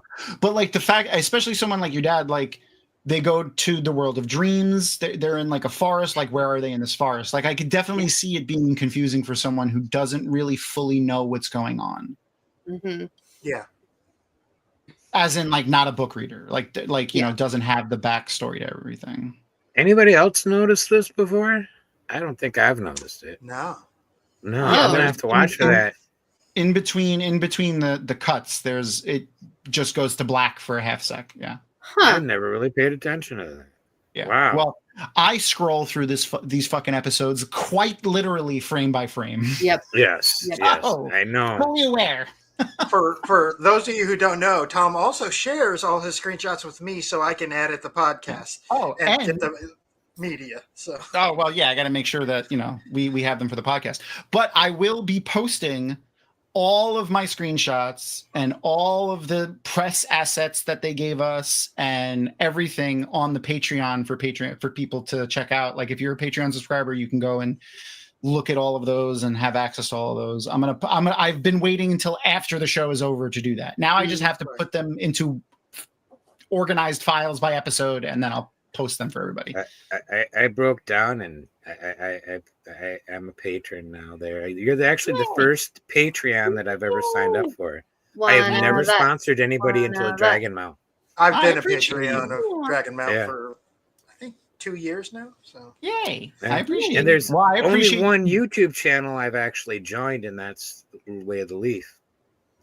and So- that, which is my other persona. Oh my my felt Your felt self form. is behind my He's my speaking. name. Yeah. He's right here. I'm still waiting for Felt Time to show up on one of these episodes on my my channel here. I expected him to show up at an Avatar: The Last Airbender episode. I should have. That was Yeah, I would have loved to see There the he face, is. look on everybody's face. Yes. Oh, there he is. He's Would hanging love out with to the see the look on horns. people's faces when you come in from the opening credits, and instead of you, it's your puppet sitting there. well, I mean, We'll get one. dead We'll get ringers, one. to be honest. Right, they are pretty good. Close. Do you know where I got that puppet? Did I ever tell you? Probably Isn't that Amazon. a Jesus? Isn't that Yeah. a Jesus puppet? The Jesus puppet. Yeah. It's a Jesus puppet. He's still wearing his Jesus sandals. That's See, hilarious. I'm waiting love for the day where they have an all puppet show on the Leafcast where it's Brother Dan, Ryan, you, and Gray. I feel like they need to. I've been telling them for years that they need to get Josh a puppet and Kay a puppet and have them come on one episode, just like an April Fool's episode, where it's Josh and Kay as puppets and them as not puppets, and say That's nothing. funny. Just say nothing. That would be awesome. I've been telling them to do that. Just water the whole thing. Yeah. So- just no. I mean, don't reference it at all. Just do a Just normal do the- episode. Yeah, just act like it's normal. Yeah. I'd like it So- better if they didn't talk at all for an entire episode. We could just get Josh and Kay. Well, to talk. I mean, because sometimes they make Jono seem pretty tame. I've heard some horrible stuff come out of their mouths. at Yeah, times. but I don't think they got Jono beat. Not yet. Yeah. No. Well, not with the quantity. Maybe with quality at times. Just not the quantity. That's fair. That's That's fair. fair. It's hard to Um, be Jono in the. What did you just say? Yeah. Do we have favorite or worst actor for this episode? Worst actor. Ooh, Or I hate to favorite? say Well, that let's about start with anybody on worst. the show. Let's start with worst. Was there a worst actor on this episode? I don't think Doesn't have to be. Just Okay, well, I want to preface this by saying, like, the bar is really high. Like, I don't think there's a single actor on this show that did not do an absolute fantastic job. I didn't love Suan's performance. Like, it didn't feel as final to me as it needed to be for that to be the end.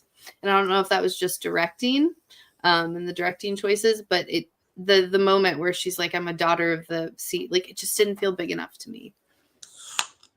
see, Yeah. it worked for me. That was. I didn't have any issues with her performance. My only issues with Swan was what happened to her.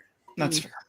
There was I agree with you, Crystal. There was I thought overall it was good though, but there's a couple of parts, and I can't remember exactly what she says, but she says a couple of things that just feel off, and it felt more like that they did a lot of takes of it, and they probably just, like, this is what they ended up using, and maybe they just couldn't get more emotion, or maybe they didn't want to try to make her do more. I don't know. There was a couple of things, specific words that she said where I was like, that word felt weird there. It took me out of the moment. I'm only saying that because it took me out of the moment. Yeah, maybe that's what I was feeling, but yeah. I full agree with you on this note. But yeah, I did love that. See, go ahead, Bill. For me, one of the,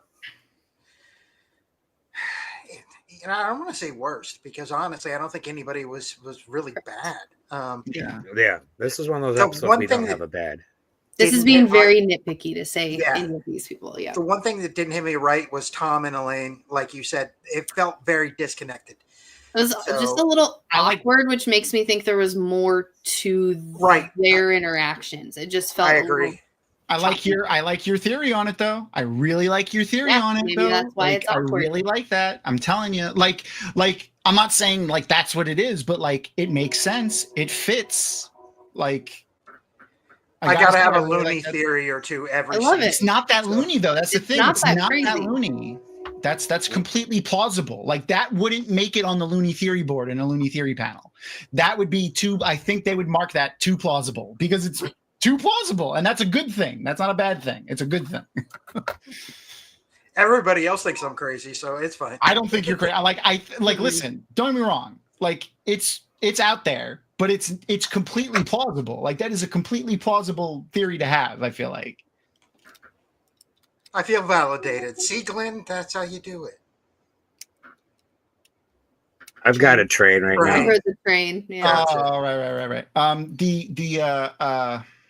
For me, like the best acting in this episode is I got to give it to Yosha.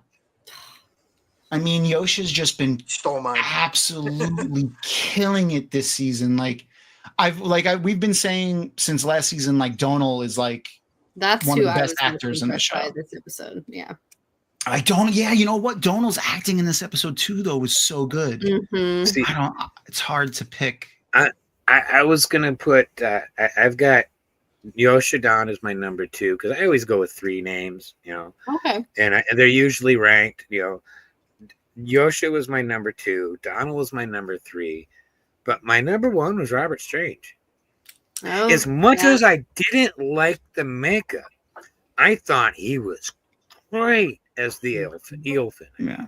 Mm-hmm. I really liked him as the Eelfin. And so, yeah, it was a one day bit, He developed that himself too. Like they worked when they were filming it together, he developed that whole like the laughing, that chuckle laugh thing that foxes do. Like he worked that into it himself. Do you know if he's read the books at all or that part of the book? He did. He did not read them before the getting cast, and he read like sequentially the first few books before actually doing the scene.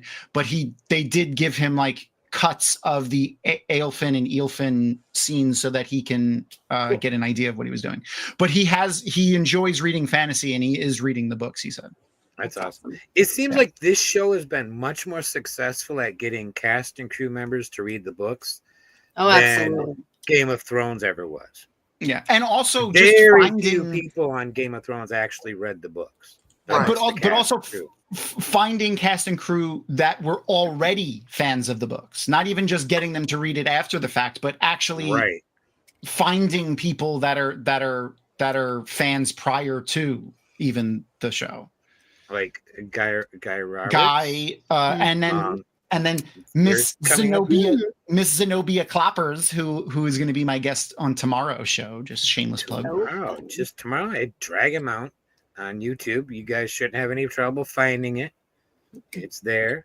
I'm very excited. And they're good friends of ours over there. We love that channel. They will have a special guest tomorrow, if I'm not mistaken. Yeah, that's what I'm saying. Zenobia, she was also a huge fan of the series prior to the show ever coming out. She posted a memory, like after episode 3, I think, or 4, whenever she dies. She posted a memory on Facebook and then shared it on like Twitter and Instagram from 2013, and it was. I just finished the series that I've been reading for so many years, and I just want to thank Robert Jordan and the Tor Books and everyone involved, and Brandon Sanderson. This was such a great ending, and and like she that was a memory on Facebook from 2013. So like she has been reading these books forever, and she played Amiko, right? Yeah, she was Amiko. Yeah, the one who Lyda killed in the prison. Yeah. I can't wait to talk to her tomorrow. But anyway, it's like it's gonna be fun.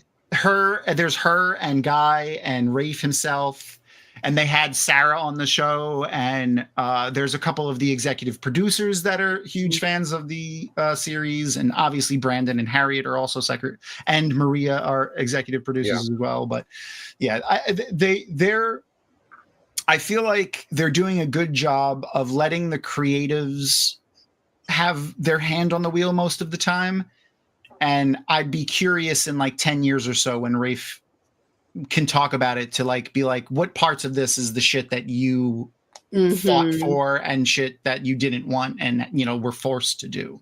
Well, and I don't know, like from the interviews too, it seems like the cast is really allowed to have a lot of input in their character. Like even if they don't, have not read the books, like they get to make these creative decisions, and I think that shows like they're so much more invested in what they're doing.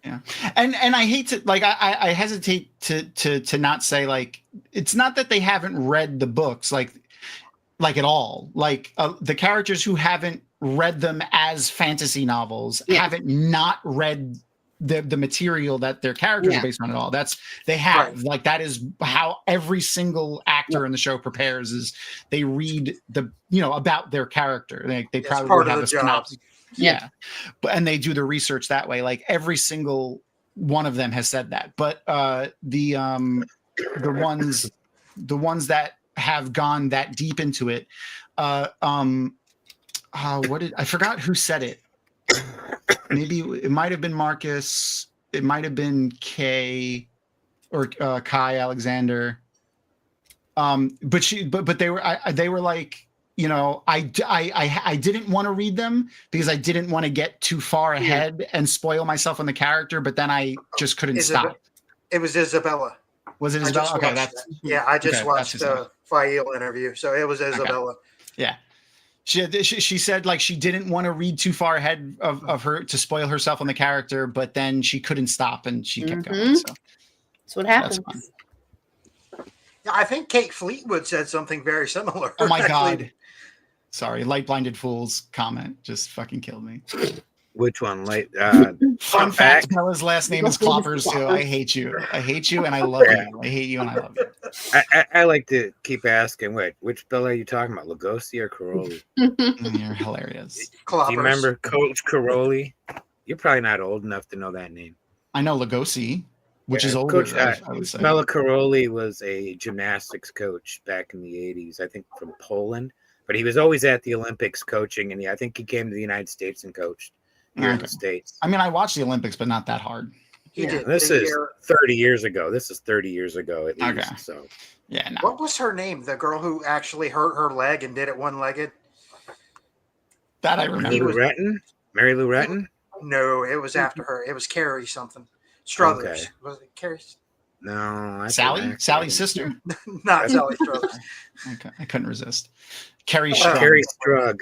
There you go. Terracin was saying. The There you go. Okay, so he was a back to the coach episode. at that time. So Cute. You got to have that. yeah, one? I've done actors. Anybody not give their actor?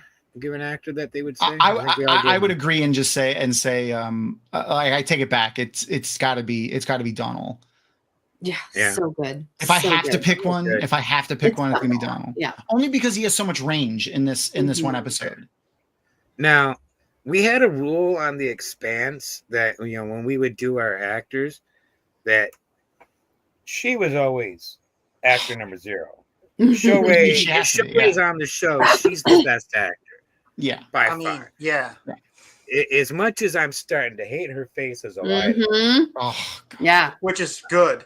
I hate Elida yes. so much. Did anyone else pick up on a lot? Like this might have just been us reading into it. I'm not sure, but Elida seemed almost like she was being not turned, but like she was taken by Suan's speech for a minute. Like Mhm. she looked like she was second guessing it until Alviarn was just like, Dead. She Yeah. straight up had "we fucked up" face. Oh yeah. That's what it was. Oh, we Okay. fucked up. okay. Mhm. I'll tell you, That's I the way get I the read real it. creeps. I went through the IMDb listing of full cast for the actors, and there's a few Aes Sedai that aren't listed, Mhm. but there's 13 Aes Sedai in this episode on the IMDb page. 6 of them are Black Aja.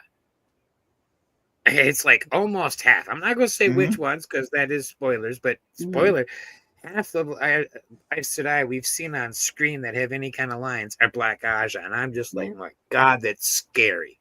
Yeah.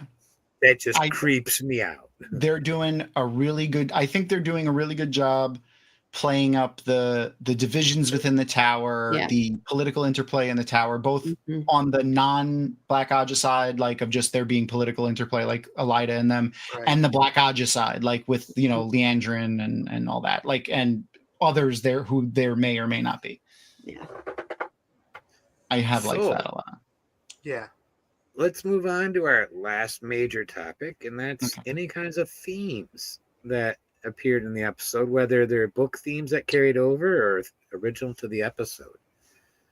I would say causes as a theme, because so many of the characters seems to have a cause. I mean, obviously we know Swan and the causes for our major blues like Swan and Moiraine and even Lyanna. Swan Moiraine, it's to support the Dragon Reborn. Rand's cause is what he has to do. He has to get the ideal behind him.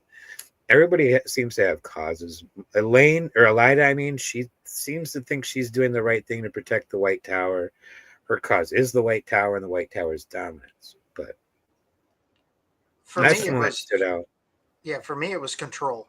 Mhm. This episode in particular was about control. Control of the tower, Rand controlling himself, his destiny, his fate on his own, with no Moiraine at his side. Moiraine controlling, what happens to her very life.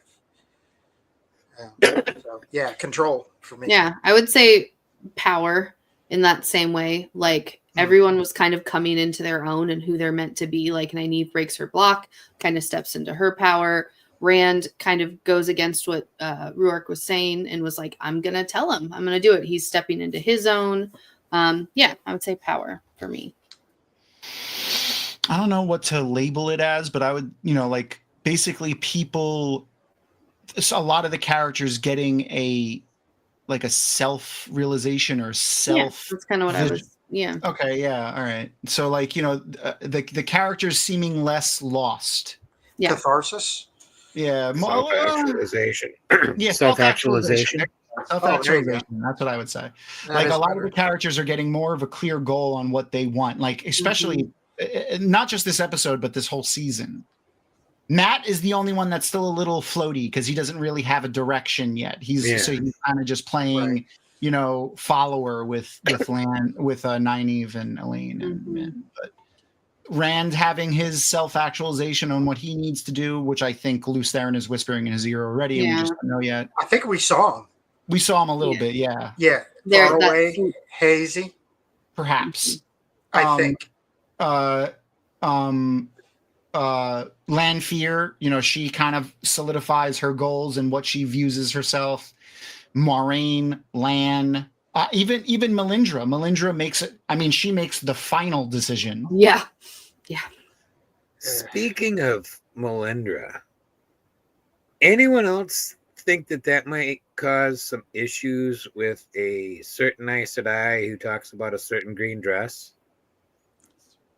Forsaking their oath, do you think that scene might be interrupted by maybe not expiring in this way?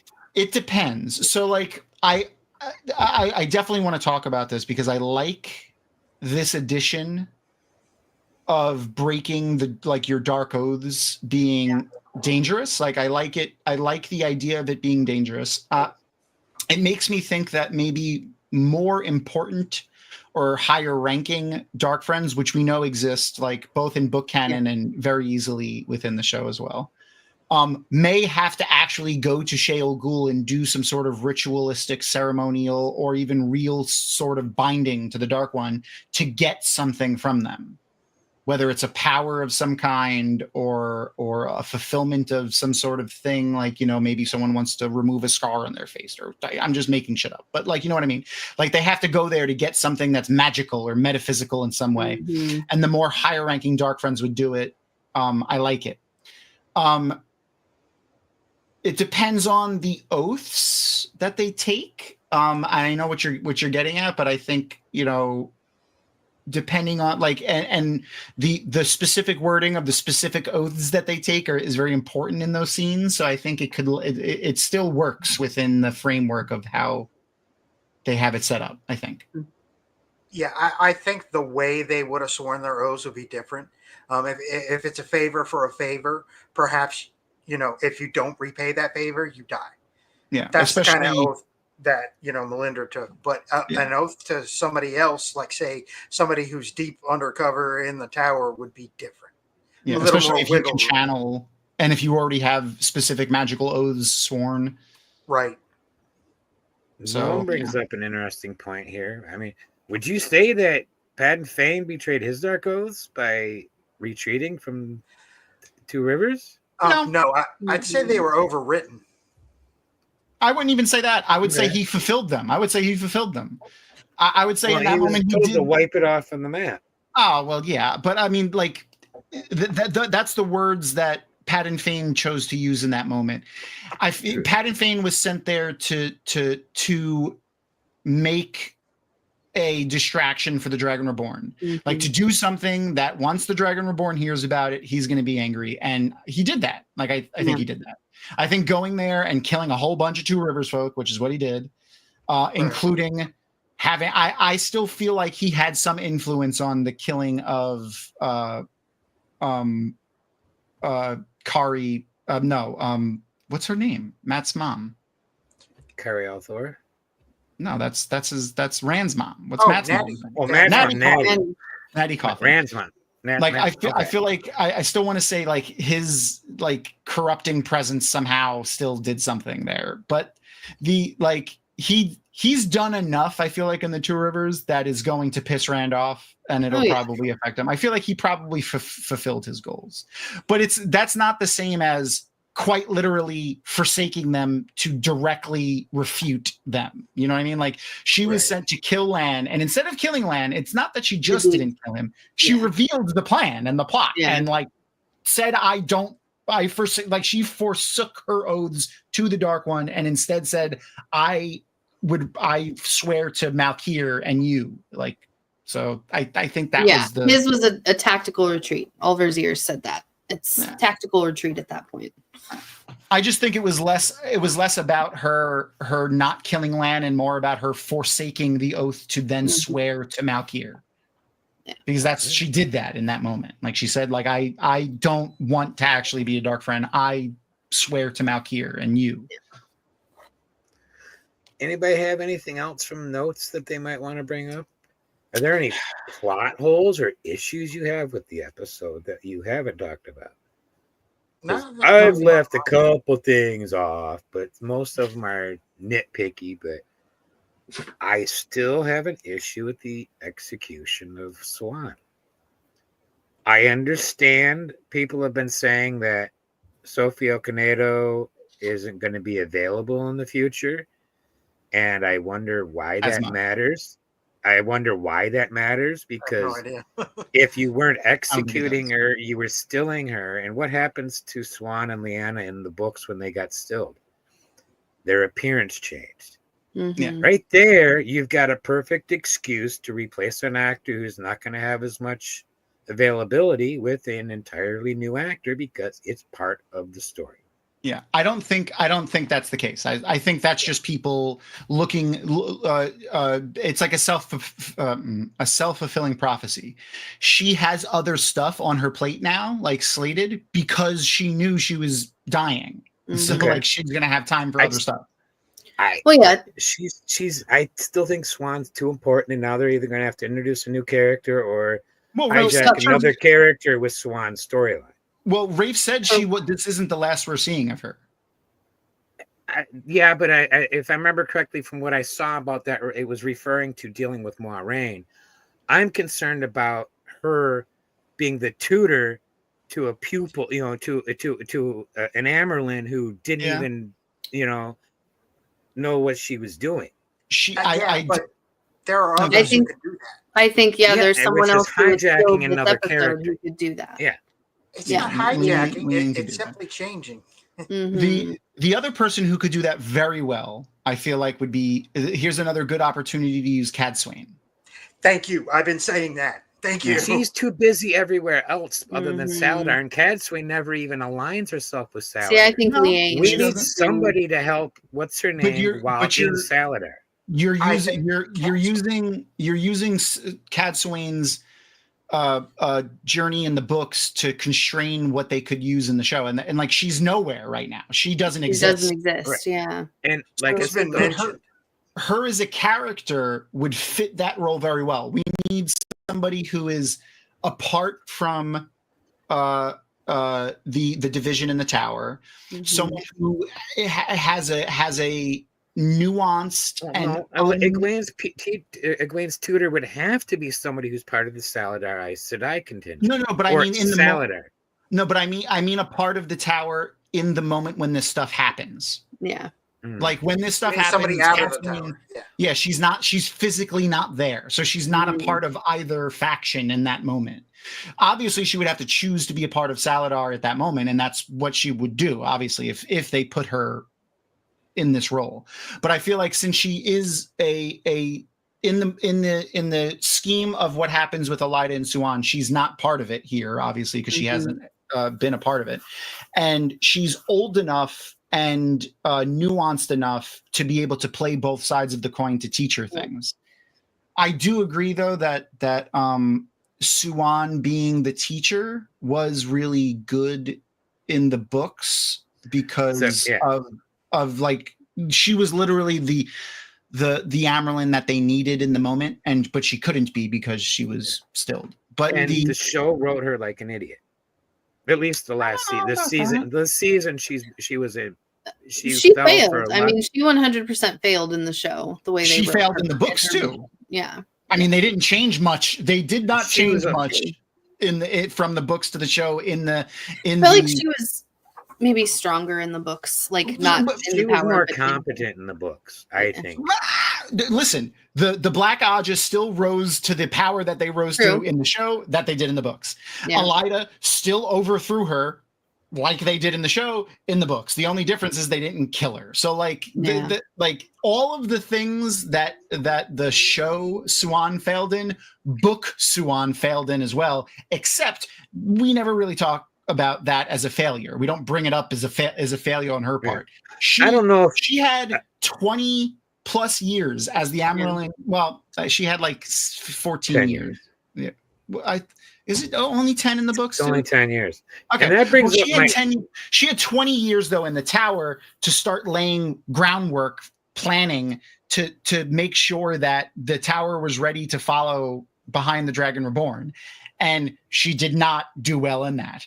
And then she had 10 years as the Amyrlin to set that stage. And not only did she not do well in that, but also I hate to use the word allowed, but under her rule, the Black Aja infiltrated all levels of the tower. That's true. I think the Black Aja already had infiltrated all levels of the tower. Somewhat, but I mean that they had to have back during the vileness. Yeah. So, but there were new sitters raised, and a lot of them were Black Aja. My other big gripe, here's a question for you. If you wanted to have influence on Morghese of Andor, what position would be better for you? Personal advisor to Queen Morghese and Caemlyn, or all the way up in Tar-Valon as the Amyrlin seat? No, yeah, the personal advisor for sure. Yeah. Then why the fuck is Elida standing to be Amyrlin's seat 10 years ago? Because she attached herself to Morghese 20 years ago to guide and control Morghese. She was done. I think it's a plot hole. It's a plot hole that they didn't think through. So you don't think 10 years as her advisor? It should have been Elida last 10 years ago. I don't think it should have been Elida that Swan was up against. I think that was adding an extra bit of personal conflict between the two of them that wasn't necessarily needed, and it throws a monkey wrench into the influence that Elida would have on the Royal House of Andor, because the last battle's not here yet. Why would she stop influencing them when the last battle hasn't even been here, when that's why she was there in the first place? Okay, you're saying she can't want two things at once. Mm-hmm. Yeah. If she's already set in motion one of them, she wants the other one as well, and she's not allowed to? I definitely agree with you. That they used Elida's they used the fact that Elida went up against Suan 10 years prior as the Amyrlin to throw another kind of bit in their backstory, like to have the animosity there for that. But I don't want to say I disagree, but like it's I don't think it's a plot hole to say that after 10 years of influence over Morghese, I think then transferring to the Amyrlin seat, not only now does she have the influence personally over Morghese, but she has Morghese not only am I close with this very powerful Aes Sedai, but I'm close with the Amyrlin seat. And now, as the Amyrlin seat, she can ensure not only Morghese and the house of Trakand is safe, but all of Andor is safe and protected as the Amyrlin seat.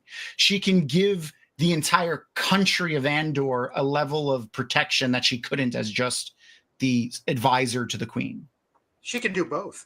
Yeah. Yeah. I She could do both separately, but I think I think that could have easily been just another plot in her thread to ensure that the House of Trakand and the Throne of Andor is one of the first and foremost things present in the last battle. Who else is going to be running the last battle other than the Amyrlin seat? Surely not random Aes Sedai advisor to Queen going to be one of the leaders in the last battle. But you know who's going to be a leader in the last battle? The Amyrlin seat. So after 10 years of being the personal influence over Morghese, So you think Elida decided she wanted to influence everybody, not the House of Trakand, like her foretelling told her to do? No. I think she influenced House of Trakand personally and got that connection with Morghese, and then decided to be like, all right, now I'm going to ensure that not only the Throne of Andor, but all of these people that I believe to be part of this prophecy are going to be at the forefront of the last battle by putting myself in this position as the Amyrlin seat. I just don't think she's got as much is effective influence. She's not, but that's part of Elida's problem. But her delusion is part of what makes her fabulous. Yeah. She let a Forsaken in the door. She's not. She didn't know. Yeah. The problem is Elida has way too much confidence in her own abilities and too little confidence in other people's. Yeah. She has too much ego, and you know, she's the worst kind of narcissist to read about. She's not an evil narcissist, because she is trying to do good. Yeah, she's a narcissist and she's incompetent. But she's trying to do good, which makes it all the more infuriating. Because like if she would just listen and work with the other people, she could have accomplished so much more and actually been useful to the side of good and not just a useful idiot, which is what she is. I do think with Elida, though, doing good is actually just a side benefit of exerting White Tower, making the White Tower as powerful as it can be. In her mind, though, it's not. Yeah.